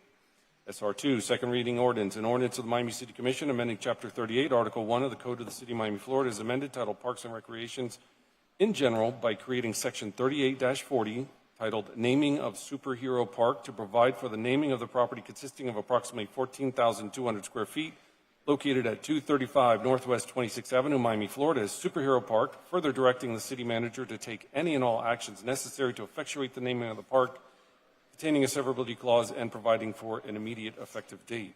That concludes the second reading ordinances, Madam Chair. Gentlemen, are there any of the second reading ordinances that you would like to pull for discussion? Seeing none, may I have a motion for SR 1 and 2? So moved. Second. All in favor? Aye. Items passes unanimously. Mr. City Attorney, would you please read the titles for the first reading ordinances? Yes, Madam Chair. First reading ordinance FR2, an ordinance of the Miami City Commission amending Chapter 10, Article 1, Division 2, Section 10-20 of the Code of the City of Miami, Florida, as amended, titled Buildings in General, Buildings Administration, Fees and Waivers reserved to create a pilot program pursuant to Section 2-33C9 of the Code of the City of Miami, Florida, as amended, titled Sustainable Improvement Pilot Program, that incentivizes residential stormproofing and future-proofing home upgrades, including impact-resistant windows, reinforced roofs, flood protection, solar panels, energy-efficient appliances, low-flow toilets, insulation, and other sustainable improvements through reduced permit costs, expedited permit review, and public outreach materials to inform residents of the program and eligible improvements, containing a severability clause and providing for an effective date. And I wanted to note there was an error in the prime sponsor. It should have been Commissioner Rafael Ralph Rosado. It's reflected as Commissioner Pardo, but they are both working on this item. That's what we're co-sponsored. FR3, first reading ordinance, an ordinance of the Miami City Commission renaming certain City of Miami real-owned property consisting of approximately 8,219 square feet located at 1 Southwest South River Drive, Miami, Florida, currently known as Simon Bolivar Park, as Fisherman's Park, amending Chapter 38, Article 1 of the Code of the City of Miami, Florida, as amended City Code titled Parks and Recreation in General by amending Section 38-30 of the City Code, currently titled Naming of Simon Bolivar Park, to rename the property designated therein as Fisherman's Park, further directing the city manager to take any and all actions necessary to effectuate the renaming of the park, containing a severability clause and providing for an effective date. FR4, an ordinance of the Miami City Commission amending Chapter 62, Article 13, Division 7 of the Code of the City of Miami, Florida, as amended, titled Planning and Zoning Approval for Temporary Uses and Occupancies, Permits Required, Reserved, more particularly by amending Division 7 to be titled Temporary Off-Site Commercial Advertising on Construction Fencing, to allow a pilot program for off-site commercial advertising signage on a temporary basis for certain situated construction site fencing within the City of Miami urban core, containing a severability clause and providing for an effective date. That concludes the first reading ordinances, Madam Chair. Thank you. I believe FR4 will be pulled for discussion? Yep. Yes, okay. And I want to pull FR2. And you want to pull FR2? Okay, so that leaves only FR3. May I have a motion for FR3? Motion. I have a motion. Do I have a second? Second. All in favor? Aye. Aye. Motion carries unanimously. Okay, FR2? So for FR2, I have a question. Is this pilot only going to apply to homesteaded properties? And the second question is, are we going to have a financial impact study done after this ends?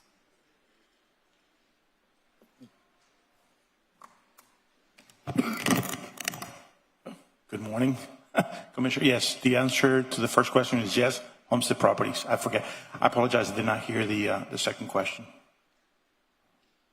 are we going to have a financial impact study done after the project ends? That is correct. Yes, we will. Okay. Anyone else? Madam Chair, if Madam Mayor? thanks to the two gentlemen that have sponsored this. I think this is great to incentivize people, make it a little bit easier to do this. But I was wondering if you might add permeable pavement to the list for there, because that's obviously a storm. Definitely. prevention. Yes. Thank you. I think, and this was brought up at, I believe, the last meeting, there were questions about what is left out, and I think the language is written broadly enough that even if we didn't identify something, if it generally fits the criteria, absolutely. May I have a motion for FR2? So moved. I have a motion and a second. All in favor? And that'll be Carries. as amended. As amended. Now, for FR4, if I may, I don't take issue with the pilot program. However, I want to exempt District 5 because District 5 is unique in that we have historic neighborhoods. We have areas like the design district, and I don't want to just blanket have legislation that covers all of District 5 because District 5 is so unique. So I would be in favor of this if you can just exempt District 5 out of it.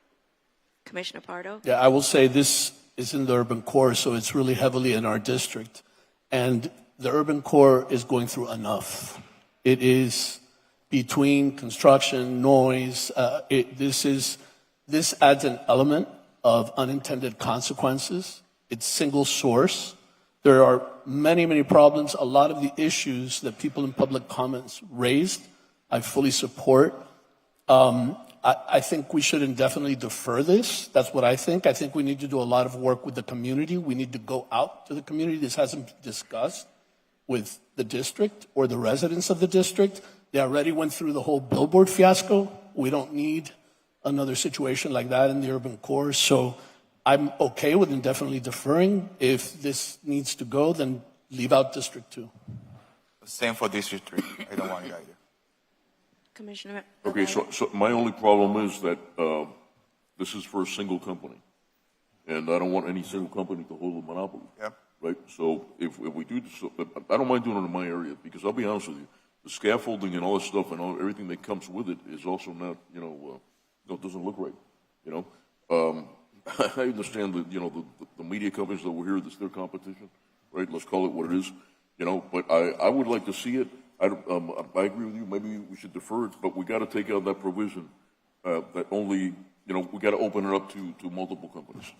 That's my take. Yeah, no, I think that's helpful feedback. So I propose this for two reasons. One, there is a construction site a block away from my house that I drive by all the time that's got a construction mesh that's either tagged and retagged and tagged again, or it's tattered and it's flapping in the breeze. So it looks terrible. And a lot of our construction sites fall into that situation. So not just the one near me, but a number of places in the city where they look bad. And some of these construction sites, construction isn't actually taking place. The one close to me, the project should have started a couple years ago, and for whatever reason it hasn't. So construction sites are, in many cases, they're an eyesore. So this is trying to approach that. In addition, I know it's something that was being workshopped at the DDA because so many of the taller buildings are in downtown. And again, the construction sites look terrible.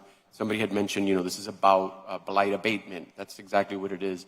I respect everybody's feedback. I'm happy to support a deferral so we can workshop it a little bit. But I think we need to have better standards for how our construction sites look, whether there's construction taking place or not.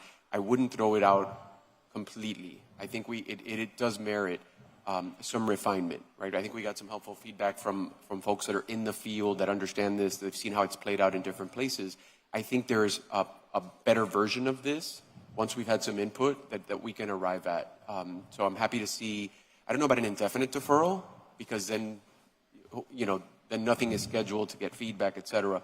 But maybe for the March meeting, so it gives us from now till March 12th Try to be able to do because that. you're piling up Listen, on the March meeting. that's why it should be an indefinite deferral. We have a lot of work to do. Maybe the DDA did some workshops, but District 2, the whole urban core, is way bigger than what the DDA represents. We really need to do a good job with this in the district, and I think we bring it back after that's been done. That may take 6 months, it may take less, but I don't think we should put a date certain.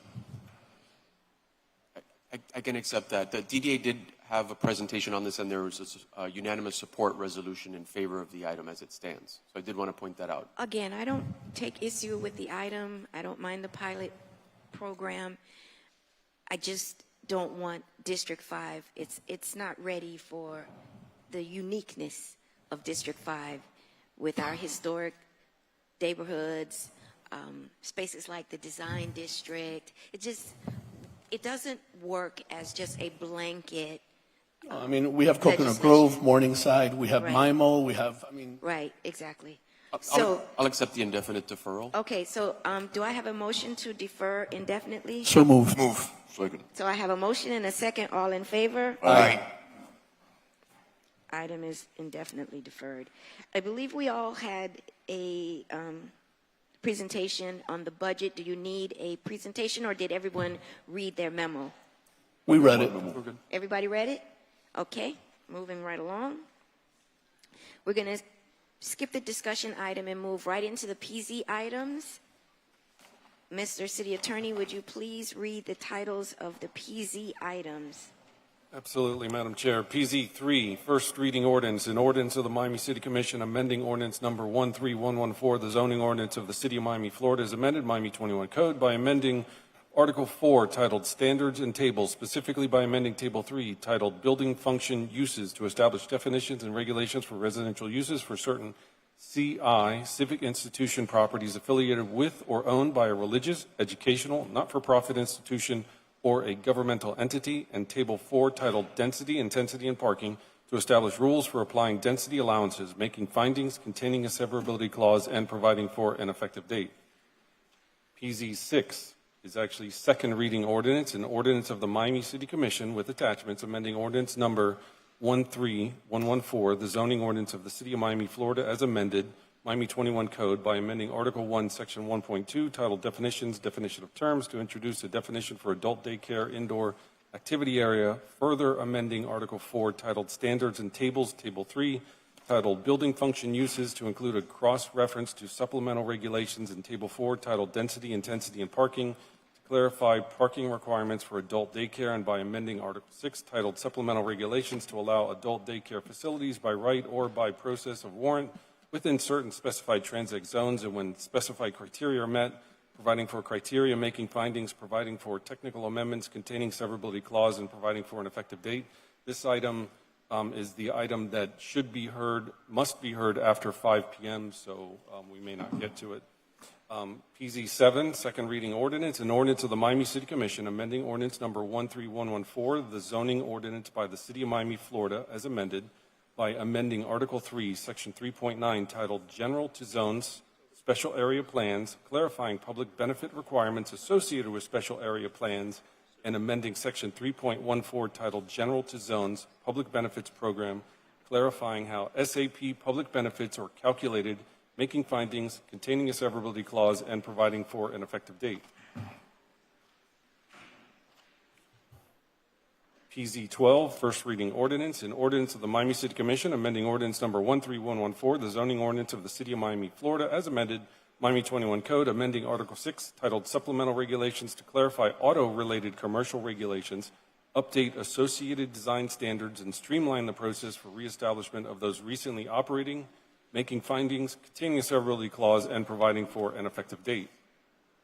PZ 13, first reading ordinance, an ordinance of the Miami City Commission with attachments, amending ordinance number 13114, the zoning ordinance of the City of Miami, Florida, as amended, Miami 21 Code, by amending Article 1, titled Definitions, to introduce and clarify definitions related to vessels, further amending Article 3, Section 3.6, titled General to Zones, Off-Street Parking and Loading Standards, and Article 6, Section 6.1, Table 13, titled Supplemental Regulations, Intent, and Exclusions, to create consistency with the definitions and establish and update regulations, processes, and by right criteria pertaining to vessels, boat slips, boathouses, and docks, piers, further amending Article 6, Section 6.3, titled Supplemental Regulations, Commercial Uses, to establish a new subsection regulating marine-related commercial establishments, making findings, containing a severability clause, and providing for an effective date. And PZ 14 is a resolution. That concludes the ordinances in the PZ. Sorry, George, which is the one that is after 5 p.m.? PZ6, which is the, Thank you. Adult daycare. Okay, gentlemen, are there any items on the PZ agenda that you would like to pull for discussion? No. I'd like to pull PZ3.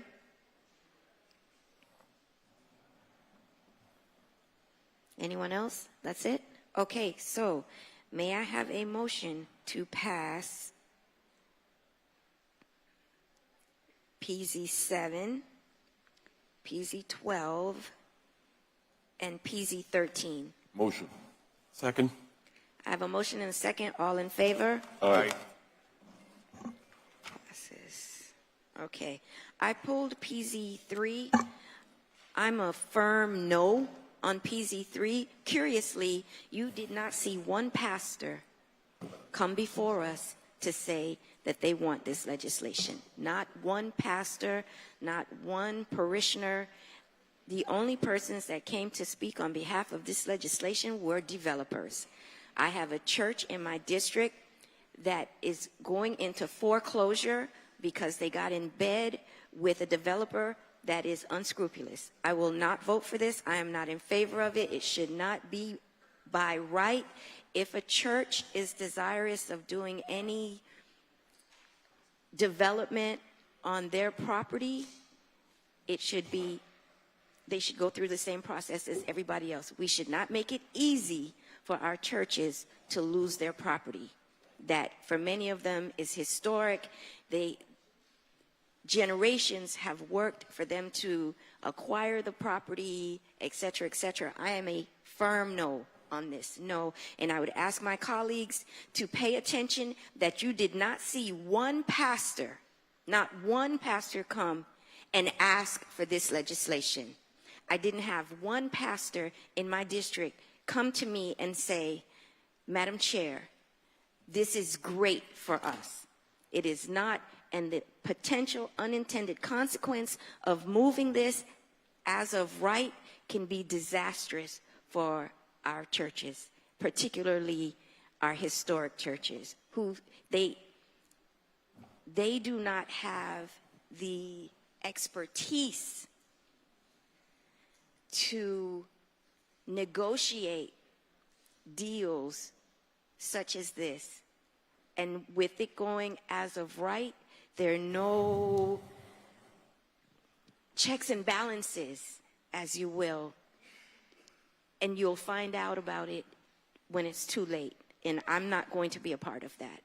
Commissioner Pardo? Madam Chair, I join you in voting no. I also oppose this. I think it's a whole host of unintended consequences that can happen when it moves in by right. So I'm a firm no on this as well. Madam Chair? Cabela? I was actually going to say we prepared a brief presentation because I do think there's perhaps a little clarification that should take place. So my Deputy Chief of Staff is here to pull it up on the screen. Hold on one second. Commissioner Cabela, you have No, go ahead. Let him. Go ahead. I'll talk after you do your presentation. I accept your point about the pastors. We did not do extensive outreach to the religious community. We wanted to talk about it more as a concept. It's not a concept if we're voting on it today. And I do the outreach. I have an annual pastor's breakfast with all of the pastors. All of them are welcome because they are stakeholders in our community. And without input from our stakeholders, from our pastors, from parishioners who are owners of property, it's not just the church, it's the folks that attend the churches. This is a no. I'm sure your presentation is wonderful, Agree. but it will not move me. It will Understood. not move me. Happy Go to do some additional outreach to get that kind of feedback, but we do want to go ahead and clarify a few things and address some of the questions that. Right, but I also want to say that not one pastor from any of our districts showed up to say, this is great legislation. No pastor from your district, no pastor from No. your district, no pastor from your And district. we have a very close relationship with our pastors. I have a fantastic relationship with the pastors in my district. So go ahead. Thank you. And we know there's been some reference to the legislation being YIGBY, which is sort of the opposite of NIMBY. It's yes in God's backyard, because there was something introduced at the state level in the last session that was approved to allow housing on church-based sites, but we actually changed the title of it. We've been calling it Land of Opportunity for two reasons. Number one, there are a number of organizations of different types, so not specifically just religious institutions, but we have, yes, sure, go to the next one. So we have not only religious institutions that are in what's some have called land rich but cash poor, we also have a number of nonprofit organizations. We have government at all levels. So the idea that the city of Miami is in many cases, we're sitting on land that we can, and I think in some cases should make available for workforce housing is important to note. We also have educational type sites, and educational sites include not just schools. There are 7 public schools in my district, for example. We also have 2 administrative sites owned by MDCPS that are very underutilized. One of them is a vacant building that's an unsafe structure, and it's just sitting there, but it's surrounded by condominiums that are relatively affordable in nature. In my district alone, and I certainly didn't do a deep dive into everybody else's district, my focus was District 4, but it's essentially a concept that could have wider applicability. We have St. Michael's Church, which is owned by the Archdiocese of Miami, and it's a very large parcel on Flagler. It is adjacent to the Dade County Auditorium, another very large property that has redevelopment potential. We have, in terms of nonprofits, we have the Boys and Girls Club, which may want to do something in the future, Legal Services of Greater Miami, and other nonprofits that own their properties. We have the public schools that 7 public schools, as I mentioned, the administrative sites, and a number of city-owned sites, including on 50th and Flagler, we have a site that has a county library, and it's a lease on city-owned land. And I did get approval for that a couple meetings back to put that out pursuant to an RFP to do workforce housing specific to that site. Next. There are workforce and affordable requirements that are built in that piggybacks off language in Miami 21. So we're not talking about letting the institutions that I just mentioned do a series of luxury projects. These have to be housing units that serve the community, especially those that are most deserving.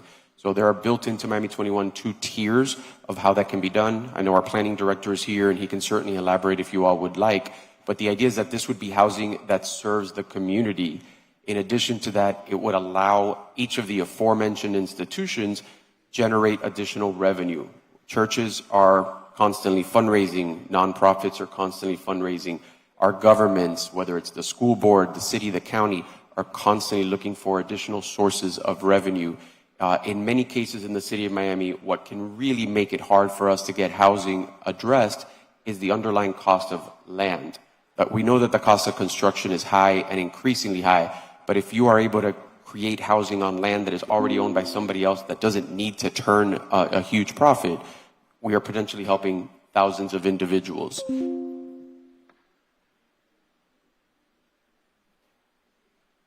There were questions from one of the members in the public had some great questions, and this helps to address some of those things. This, again, does not encourage luxury development. This doesn't affect city parks. And this does not eliminate any other requirements that we have. So any height restrictions, parking requirements, lot coverage ratios, anything like that, that doesn't change them. So if somebody cannot add an additional building because they otherwise wouldn't meet their parking requirements for their church, then they're not able to do an additional building. So even though it was mentioned that there are over 600 parcels that fall into one of the civic uses that has been discussed, the vast majority still would not be able to take advantage of this. So it is not like some sort of wholesale redevelopment or new development of housing across civic uses, right? This will help larger parcels throughout our districts if approved. And finally, in District 4 and perhaps in each of your districts, this is perhaps the number 1 issue, or the number 2 or the number 3 issue. Housing affordability is something that we are constantly being asked to address. I am constantly being called by people that are asking for rent vouchers. We are constantly being asked to put people on the waiting list for the project that is being built in my district on 50th Avenue in Flagler by the Related Group. We have such a massive demand to address housing affordability. I would be negligent if I didn't put this forward, given that this is land that somebody doesn't have to buy from somebody else. So I feel terrible to hear that a church is taken advantage of. but that's very much a sort of case-by-case situation.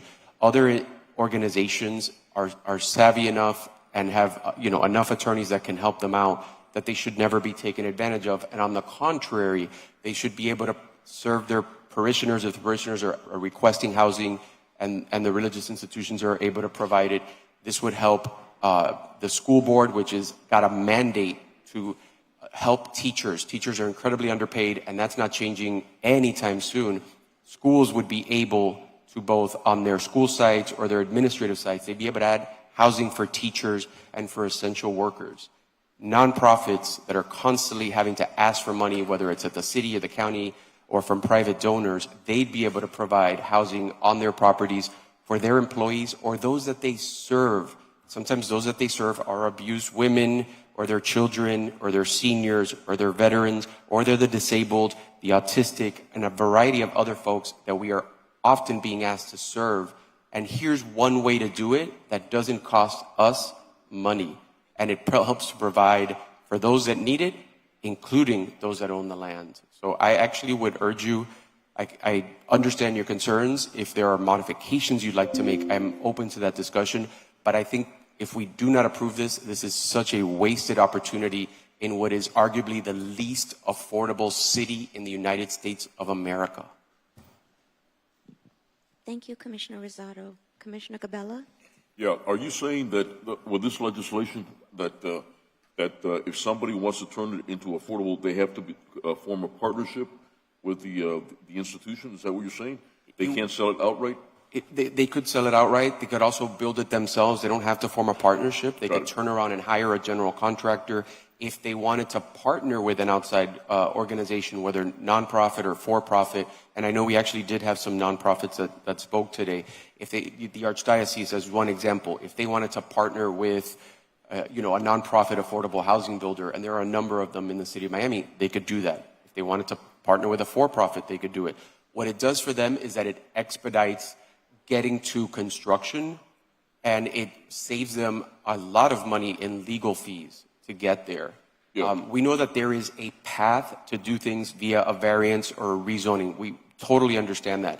It is so complex, so time intensive, and so costly. And we're talking about organizations that are typically cash strapped. They may be land rich, they are cash poor, and they don't bother to go through those processes because of the costs that are incurred and the fact that it's uncertain what the outcome will be and if they'll get the approval. Again, it maintains all our other important requirements about height, density, parking, lot coverage, permeability, etc. It doesn't touch any of that. It just says you can now do it as of right if you have the space to do it. And many of these organizations will not have the space, but some of them will. Commissioner Rosado, I just want to say one thing. You said that the organizations are land rich and cash poor. So how do you think that they have the ability to retain and or hire an attorney to advocate on their behalf to make sure that they're getting a good deal? And again, I have experience with this. There were 2 churches in my district, 2 churches, one in Overtown, and the Southeast Overtown Park West had to save that 100-year-old church from being foreclosed on and would most certainly have turned into luxury development. Doing this as of right is a mistake. With respect to the school board, that's a government entity. They have a host of attorneys that can help them manage our processes. This, in my opinion, is a mistake. And irrespective of your presentation, I'm still a no. It has not moved me. And you say that, we're addressing this, but are we being tone deaf to our constituents who are concerned about building as of right? I know more than anyone the need for affordable housing. And by the way, 100% of AMI is not affordable housing, not for moderately income families. It is not. Commissioner Cabela? Yes, ma'am. Thank you. So I'm always for market forces in the sense that, if a church is they don't have money, the institution doesn't have money, you know, and their walls are crumbling, and maybe they sell and then they can build their church somewhere else and give the service, I'm always for that. However, I do hear your side also. What's dangerous about this is that precedents are set, and then all of these buildings start disappearing, you know, because of the need that they have, right? What if we did it by warrant? Would that change your mind? Not only of right, but by warrant. You're still a no on that?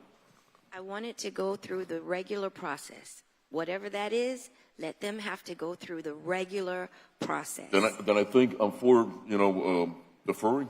I think and study the situation more, because two of my colleagues are concerned. That's my take. Thank you. You're what? Just call the question, please. Madam Chair? Madam Mayor? Commissioner Rosado, I mean, I think what you're working on here is something that's going on all around the country. In our county, the largest landowners are local governments, the Catholic Church, right, and our school system. And the idea of being able to activate all that land for housing, to me, is important. But like the chairwoman, I have some concerns, particularly when it comes to historic faith-based institutions. There are groups all around the country that have worked on this, and I have served on some housing stability task forces that have come up with some best practices, particularly around faith-based institutions. To the county attorney, or perhaps to Mr. Snow, it seems as if the chairwoman's concern is very much around faith-based institutions rather than not-for-profits in the CI space. And so I don't know if we are able, or if you are interested in talking about moving this forward and looking at what some of these not-for-profits might do without, right now, dealing with the worries of what we have about making sure that our faith-based communities are capable of doing it, have a congregational process that's inclusionary to do this, and does not put these historic buildings and historic places of worship at risk. So I'm not sure if there's a way to separate those legally, and I'm sure, Mr. Snow, you would know the answer to that. Thank you, Madam Chair. Good morning, Commission. Madam Chair, you know, I think the message that you've put forth about the stresses, the undue stresses put on the churches in our community from the development sector is real. One thing that we might want to consider is additional criteria when a church is involved in this process, what that looks like, to assure that the church stays involved, that it provides an opportunity for the church and the congregation as intended, and then that way that we're not losing churches to development. No, I don't think it is smart of us to pass as of right legislation, by right legislation. I am a no, and I'm not typically this firm on no, but this is a no in every respect for me. It is a solid, firm, not crossing the line. I am not bending, modifying. These churches, historic churches, all they have is their land. And I've already seen this happen in my district one too many times. And I'm not going to be a part of it. I'm not going to be any part of something detrimental to the historic churches in our district. That's why, and I'm cognizant of that. That's why we implemented the Eleemosynary grant to help our churches with that grant to shore up their churches, help them get through their 50-year recertifications.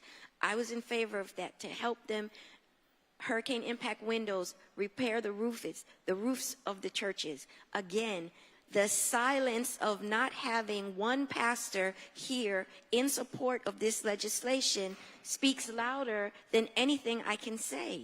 And even with nonprofits, there are not a lot of nonprofits that even have land. I support nonprofits in Overtown to help families and children. They don't have land to develop. They're always asking me for space to house their program. And the one nonprofit that I know of that I think Commissioner Rosado was speaking of, they developed, it would be the Lotus House, and went through the entire process, and it was their own land. I don't think it's unfair to ask for any development to go through the process, and we shouldn't be making these exemptions, particularly for vulnerable institutions like our historic properties. Motion to defer so we can study the situation. Yes. The How about question that? was I called. accept that, absolutely. Is everybody okay with that? The question was called. So Commissioner Escalona called the question. Motion to approve? So, Chair, just for the record, a subsidiary motion does take precedence over a main motion. So if Commissioner Gabella does want to move forward at least with the subsidiary motion to defer, you would want to address the subsidiary motion first before you get to a main motion. So I think that is... Are you saying that I have to? We can address it. Motion to consider. Motion to consider. A motion to... Sorry, guys. No, not motion to consider. Motion to defer. Motion to there's defer a motion- to study the situation to see if we can have a... So I have a motion to defer and I have a second. All in favor? Aye. Aye. This would just allow us to bring it back and have some additional feedback. This was a very helpful discussion. I didn't know how anybody felt about Motion this. fails for lack Motion fails 2-3. 2-3. Now, do I have a motion for PZ3?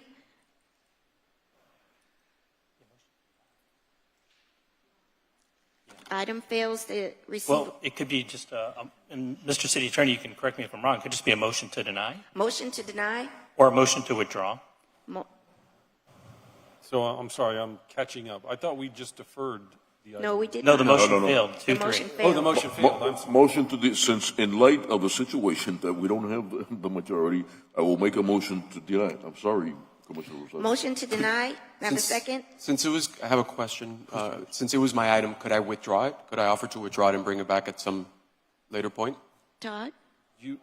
So no, absolutely. If the commission decides to withdraw the item can be brought back. Even if the item is denied, the item can still be brought back at a Right. future date. In other words, you don't have unilateral ability to withdraw it. You would make a motion to withdraw it. But and we then- have a motion to deny on the floor and a second.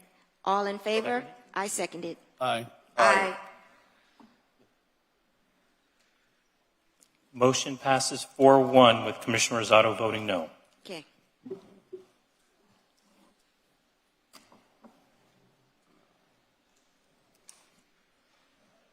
Now, we have PZ14. Did I miss any? I don't think so. Everything, PZ14. Okay. We have PZ14, which could not have been a block vote. Yeah, it's a quasi-judicial. It's a quasi-judicial item.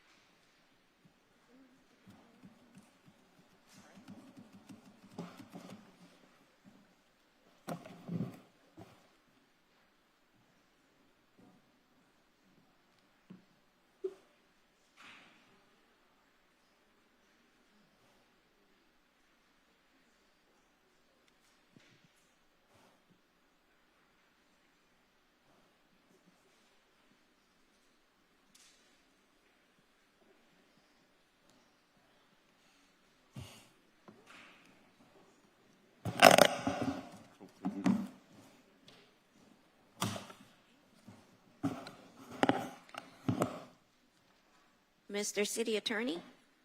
Madam Chair, first thing I wanted to say is Commissioner Pardo has indicated he has a voting conflict. He has submitted the form and he has exited from the chambers because it's a quasi-judicial hearing. And Amber Ketter, Division Chief of Land Use and Transaction, will handle the appeal for this. Thank you. Madam City Attorney?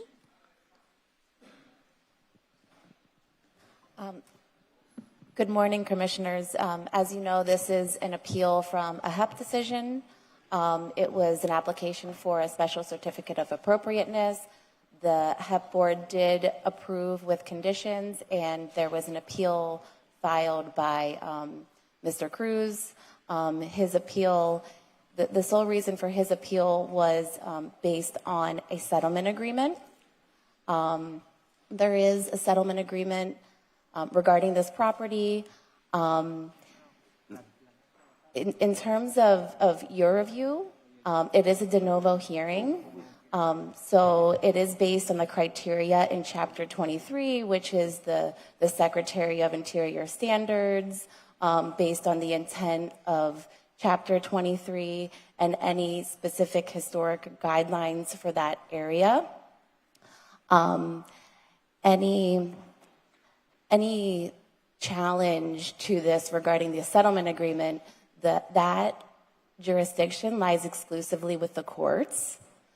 And in the settlement agreement, it expressly indicates that the court has the sole jurisdiction to enforce and or interpret that settlement agreement. So your review is limited to the standards in Chapter 23. And you're asking us to uphold the appeal or deny the appeal?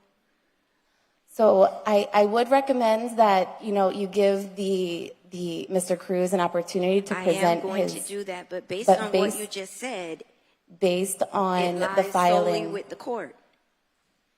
Correct. So based on the appeal filed, it does not seem that there is competent substantial evidence to grant the appeal.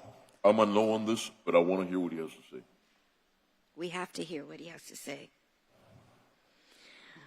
We're required to. Okay, Mr. Cruz, you may start. Elvis Cruz, 631 Northeast 57th Street, since 1977.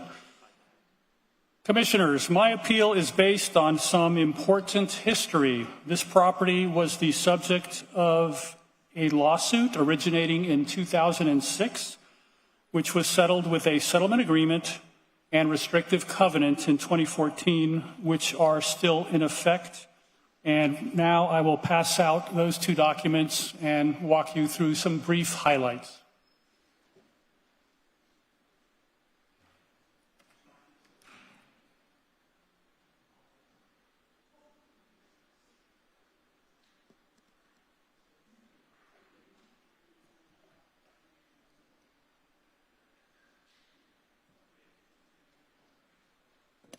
Mr. Cruz, you have 5 minutes for I'm going to give you extra time because you took time to pass. You have 5 minutes.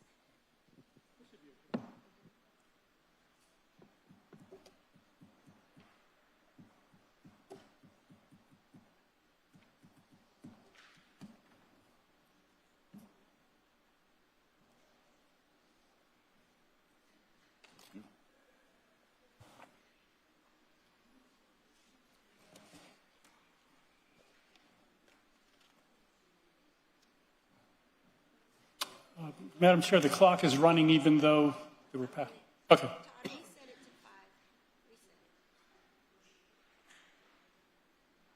Okay, so settlement agreement.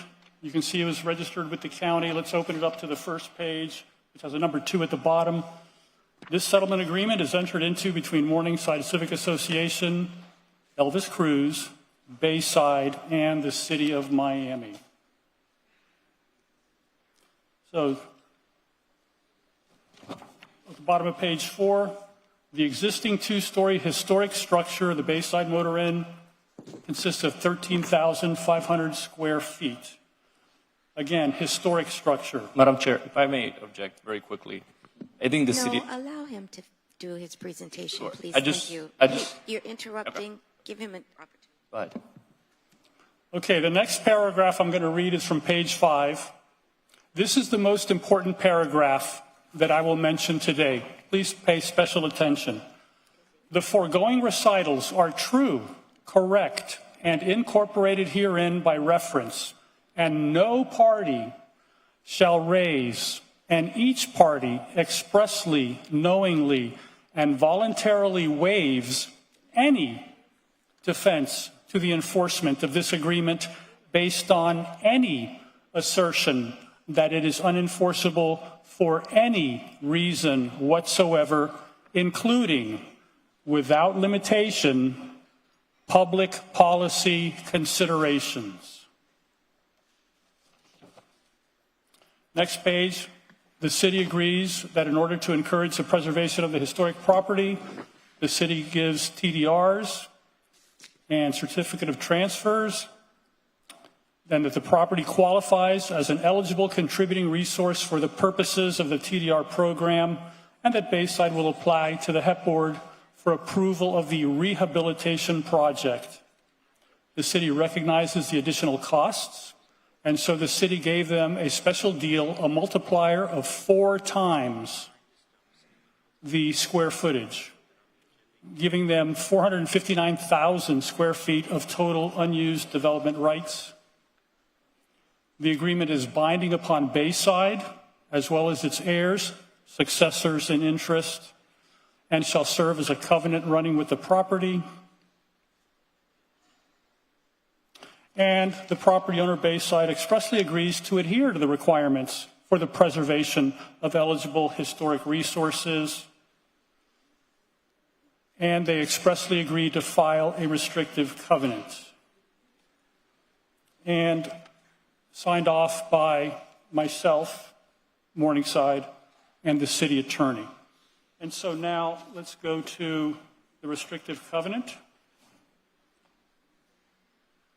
So in this document, first page, the property in question is the sending property, a 2-story historically designated and contributing property of approximately 15,000 square feet. The sending property shall be preserved and maintained in accordance with this declaration and city code, according to the special certificate of appropriateness approved by the HEP Board 14-006, and the building shall be preserved in accordance with the existing conditions and maintenance schedule. And this shall apply to all present and future owners of the property.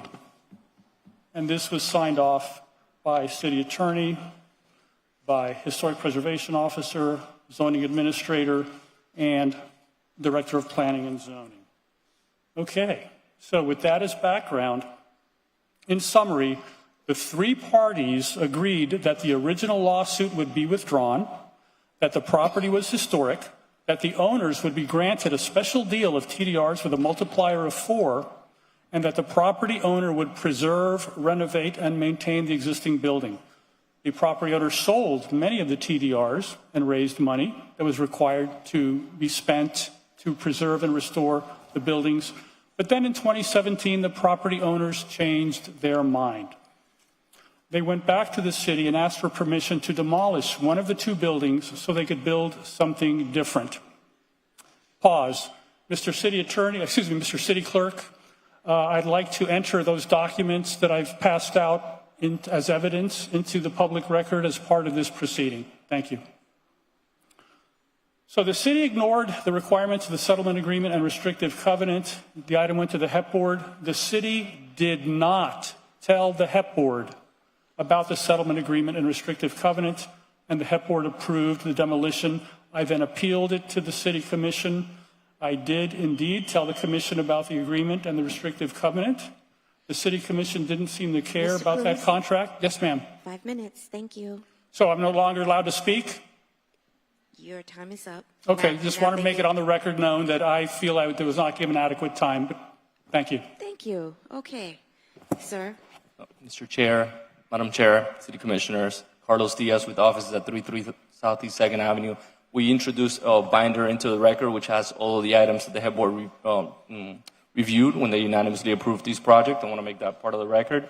I just want to touch 2 points very quickly on Mr. Cruz's presentation. He talked a lot about the settlement agreement. As the city attorney mentioned, that settlement agreement is under litigation. It has an exclusive jurisdiction clause which says it has to be litigated in the circuit court. That case is pending, so nothing about the settlement agreement is relevant to this case or should be considered. Second point, Mr. Cruz mentioned a restrictive covenant. I'll put into the record now. That covenant has been amended and restated in 2025.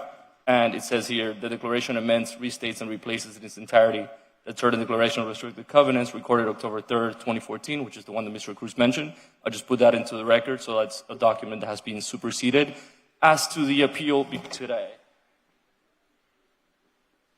This is very, very simple, right? This is a project that was approved in 2017, as Mr. Cruz said. In 2017, he appealed to the City Commission, to the Circuit Court, and to the Appellate Court, and lost at all levels. That project is the one that you see on the top. That project is approved. We can build that project today.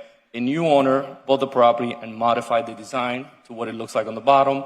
We have the architects here who explain how this meets the criteria. This was presented to the Historic Board. Staff issued a recommendation of approval. The board unanimously approved the new design. That's all that's in front of you today. It's the change from one design to another.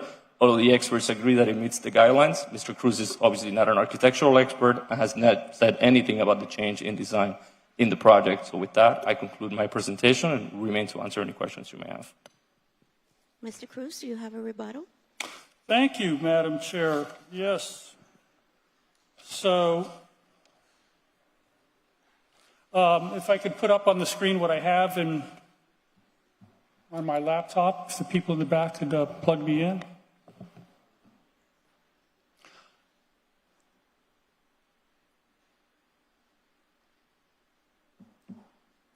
Is anyone addressing the IT request? There we go. Okay. So this is one of the display boards that the attorney showed at the HEP board, and the HEP board's decision was based on some flawed information. You'll notice that they said that, yeah, there it is. Great. Thank you for that. That they received a building permit issued for a 27 special certificate of appropriateness. They got that on October 12th of 2023. So as you may be aware, under the City of Miami's zoning code, section 23, the city code, section 23-6.2G, the certificate of appropriateness expired after 1 year.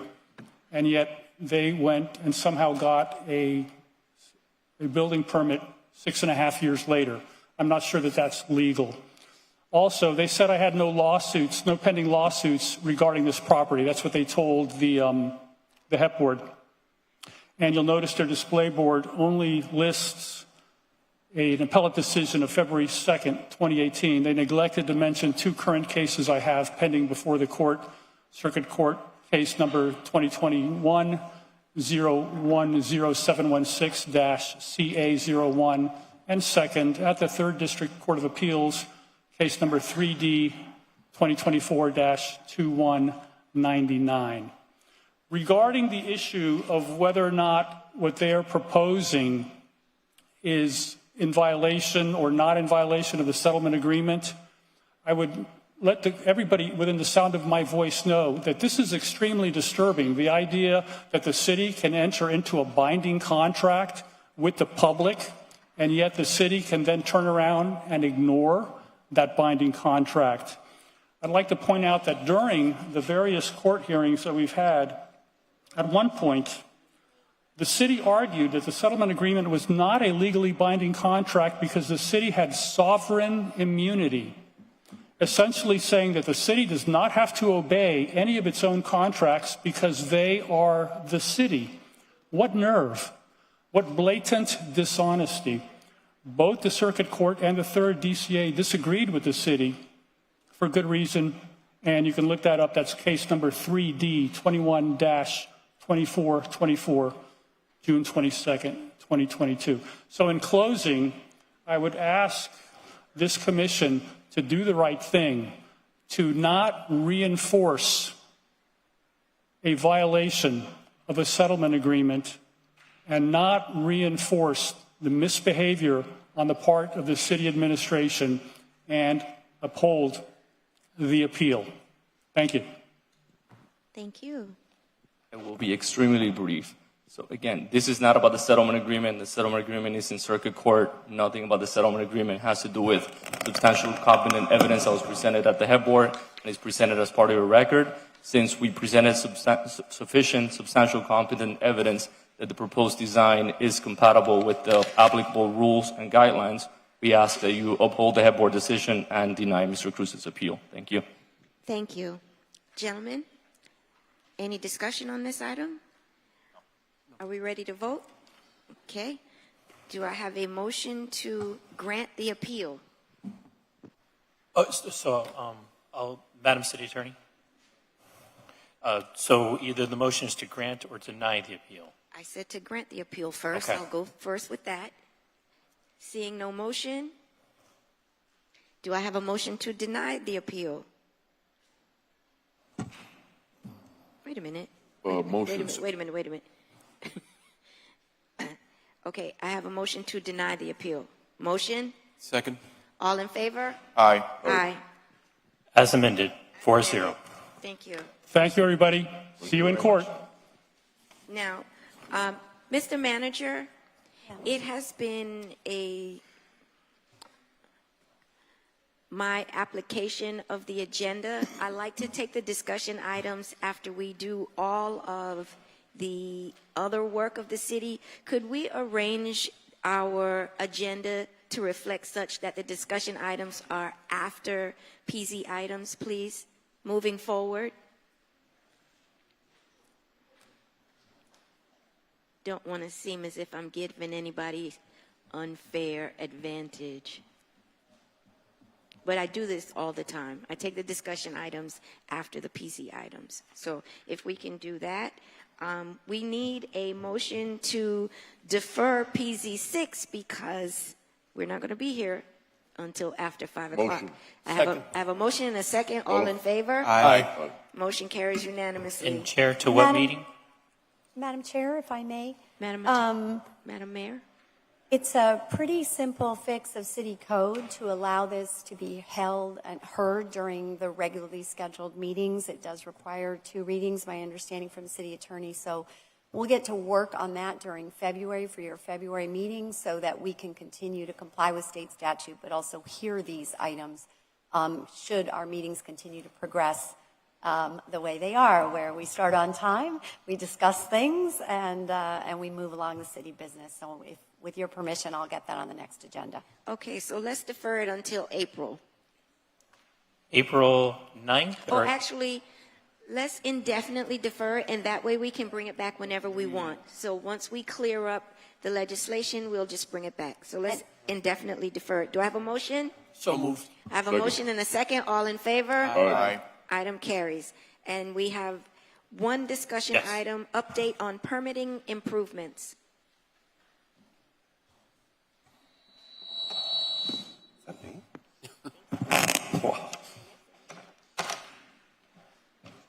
Madam Chair, this is a presentation I have been working on with our Assistant City Manager. We've had a series of permitting-related items in the last few months, and so he and I had agreed that we would approximately every other month or so provide some sort of an update. While Graham is uploading that, there is one thing that I'm not sure we necessarily put in the PowerPoint, but that is that I'd read recently that Miami-Dade College is working with 4 cities in Miami-Dade County in order to test out whether AI technology could be used to streamline the permitting process. And it mentioned they're going to be working with Coral Gables and some others, but it didn't mention Miami. And so I contacted Miami-Dade College and I asked, is there an expense to participate? Would they consider adding in the city of Miami? And they said there's no expense and that they would include us. And so we're going to be doing, if the administration and the commission is supportive, a test pilot program to see how AI may be able to streamline our permitting process. Good morning, Commission. Graham Jones, Assistant Director of Planning. Appreciate the opportunity to provide a program update today. It's pertinent. I know there's renewed interest in processes and a focus on permit timescales and streamlining that, so it's very pertinent to bring you this update this morning. I did provide an update back in October on this program, but out of respect to the new commissioner and also the new mayor, I'm just going to do a very brief overview of the program and its intent and where we got to. So just a quick summary, we have a number of entitlements within the city of Miami. The majority are administrative. They include the ASPRs, waivers, warrants, which include noticing and are repeatable. We also have some that require public hearing, and those are an exception, variance, rezone, and flumes. Entitlements come with positives and some negatives. Generally speaking, the positives are that they include neighbor notification. They allow engagement and awareness by neighbors. They allow for a right of appeal. Allow for a design-focused consideration within the neighbourhood context, and the majority are administrative. But the important aspect here, anything we do with entitlements in terms of making them by right does remove both the neighbour notification and the right of appeal. There are challenges associated with them. There is some uncertainty. Obviously, there's a staff review. That there are criticisms in terms of delays. Sometimes there's conflicting criteria, and there's obviously a complexity that comes with entitlements. They normally require some kind of legal support in order to move them through the planning process. So with that context, we've received the mandate back in October to push forward with a program that addresses many of these concerns, creating more opportunities by right rather than going through an entitlement process. So we received a mandate from the City Manager's Office and a lot of support to bring forward amendments as quickly as possible. We did this with both an interdepartmental group as well as external stakeholders, and they've been meeting regularly through workshops to shape the program and also provide staff with feedback as the initiatives are being brought forward. This includes the team, with myself as Program Manager and Ace as the Assistant City Manager and David Snow, Director of Planning, champion in the project. And as you can see, we've also brought in other departments, including the strong support from the Department of Zoning and Tamara Frost. Looking at the program timeline, you can see we've moved very quickly through the program. We're now into the beginning of this year, but we've had regular workshops. We've been doing discovery and testing of various ideas. We've had good feedback from commissioners and their constituents through various meetings, and that's created a very robust program.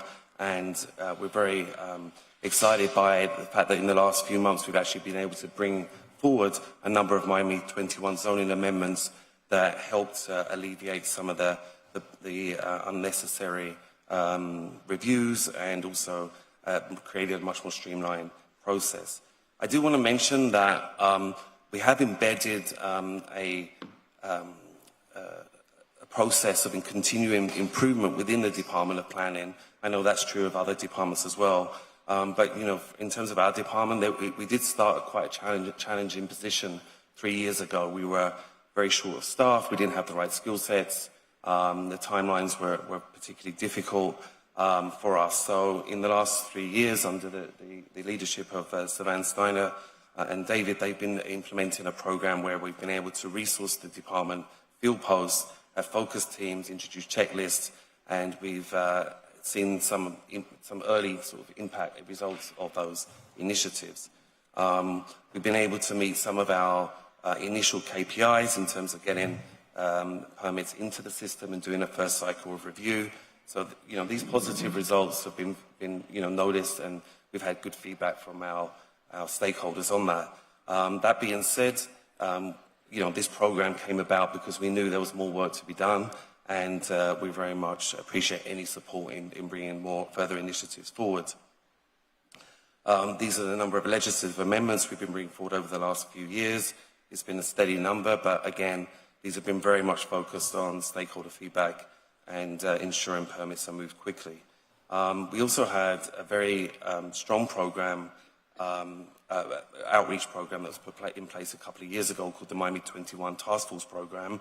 That brought about, I think, almost, I think it was around 180 recommendations from industry for us to work through. And we've completed around 40% of those. Another 20% have been completed through other initiatives. So, you know, the feedback that we've got, we've been acting on and moving things forward. This program builds on a lot of those efforts and initiatives. This entitlement reform program is very much focused on modernizing and clarifying, simplifying Miami 21 code. We want to make it the most usable code in the country. We've been introducing by right options when their specified design criteria is met. So if you follow a design that the city has kind of pre-approved, then sure, we can go by right. We don't need to burden you with an additional entitlement process. So that's the basis of the program. We've been consolidating any overarching review criteria. We've been looking at the timeline. We've been looking at technology. and we want to update a lot of the formatting around the code as well. So this is the main slide I wanted to bring you today. So we can see we've already had quite a number of achievements. We brought forward, and it's been approved by the City Commission, that the efforts to update the personal service wireless facilities, PWSF, that's been approved. We also have made by right across the city. Where applicable, micro-dwelling units is now by right. We've done a number of initiatives around educational reform. Those have also been approved. We're also bringing forward through now at the City Commission stage. We briefly touched on YIGBI earlier, adult daycare, also related commercial, and the vessels, docks, and marine-related commercial. So they're obviously moving at different paces, and we're getting different feedback around that. But the important thing is, through this program, we're bringing forward these initiatives, and they're being heard by yourselves. We're also done some work around the use table mapping to help map the various codes that we have in place, the different uses that are referenced in there to help our applicants understand the form-based code and its initiatives against some of the other Florida Building Code requirements. And then we have a number of initiatives that are really making good pace now, 9 through 16 here, that focus on outdoor dining. The vast majority of our warrants are outdoor dining applications. They're nearly all approved. They're very rarely appealed. And we've created some design criteria around that. Depending on the scale of it, you can go by right without the need to request a warrant. So we're getting good feedback on that. We know that Midtown has its own overlay. It hasn't been updated for some time. It's mostly built out. So we want to simplify some of the rules around Midtown to bring it in line with Miami 21, so that small businesses can open much more quickly. People can change signage without going through a warrant process, those kind of things. So that really just brings it up to the same level as Miami 21 in terms of simplicity. Then at this point in the program, what we're doing is really moving into process. So a lot of the code amendments that we've done up till now have really focused on the outcomes on the ground and whether or not you need to go through a warrant or not. What we really want to focus on now is the process, reducing redundancies, simplifying the review criteria. We want to look at the traffic impact study process. We're looking at getting some technology in place, such as the enterprise system, and we're also looking at the certificate of use process, and I know there's been some successful workshops led by zoning recently on that. So we're shifting the program into a new phase that very much more focuses on process. We're currently getting feedback from our stakeholders on what that process, that those elements should focus in on.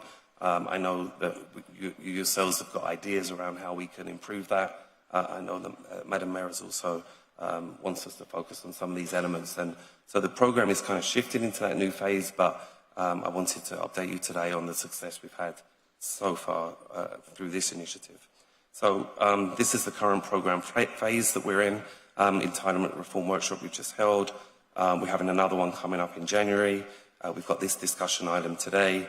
We're very, as these items outlined below, much more shift in terms of into the process world of what we do. So that's the end of my presentation, and appreciate your support as we move forward and with this program and continue to improve on behalf of our stakeholders the entitlement process. Thank you. Thank you. At this time,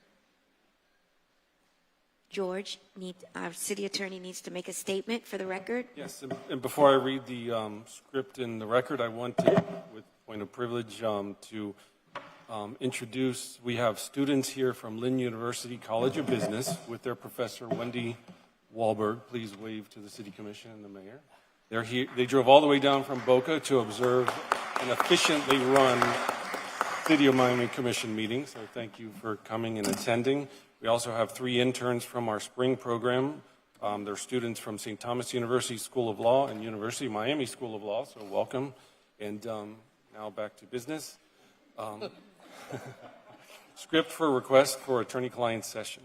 Madam Chairwoman and members of the Commission, pursuant to the provisions of Section 286.011, parentheses 8 Florida statutes, I'm requesting that at the City Commission meeting of February 12, 2026, an attorney-client session closed to the public be held for the purpose of discussing the pending litigation in the matter of Joe Carroyo versus the City of Miami, case number 2006-014464-CA01, pending in the Circuit Court of the 11th Judicial Circuit in and for Miami-Dade County, to which the city is presently a party.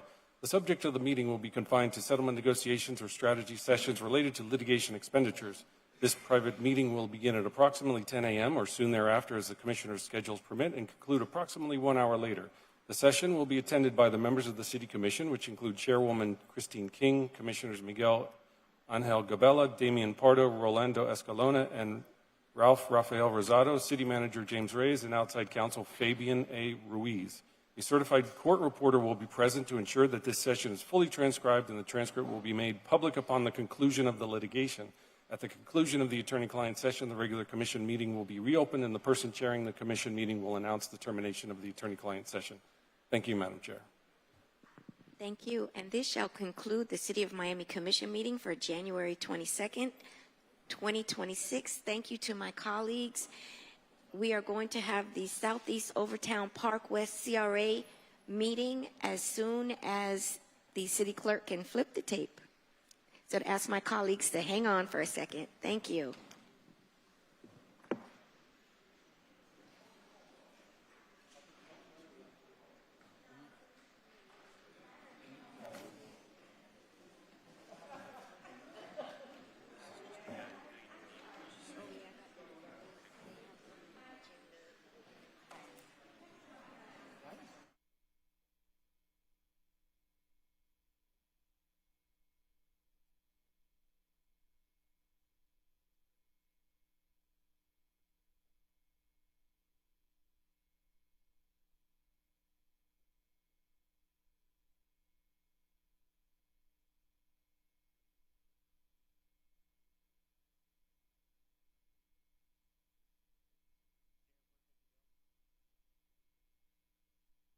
Good morning again. Welcome to the Southeast Overtown Park West CRA meeting for January 22nd,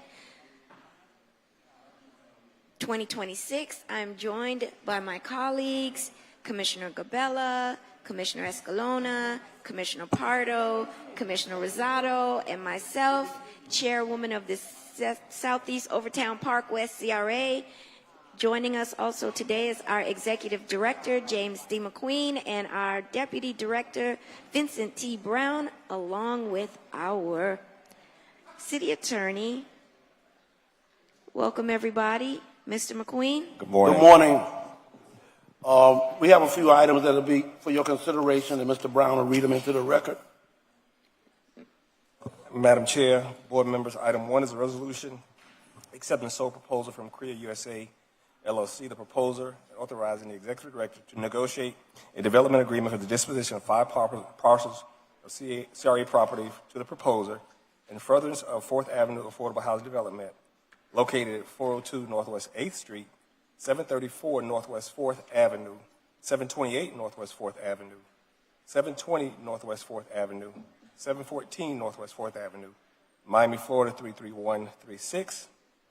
Item number 2 is a resolution authorizing the allocation of additional funds in the amount not to exceed $100,000 for program fiscal year 25-26 for additional funding for the Crime Reduction Intervention Program. And item number 3 is a resolution ratifying authorizing the disbursement of additional funds in the amount not to exceed $1.1 million for the completion of an affordable housing project located at 244 Northwest 6th Street. Madam Chair, those are the 3 items for consideration. Thank you. May I have a motion to set the agenda? So moved. I have a motion and a second. All in favor? Aye.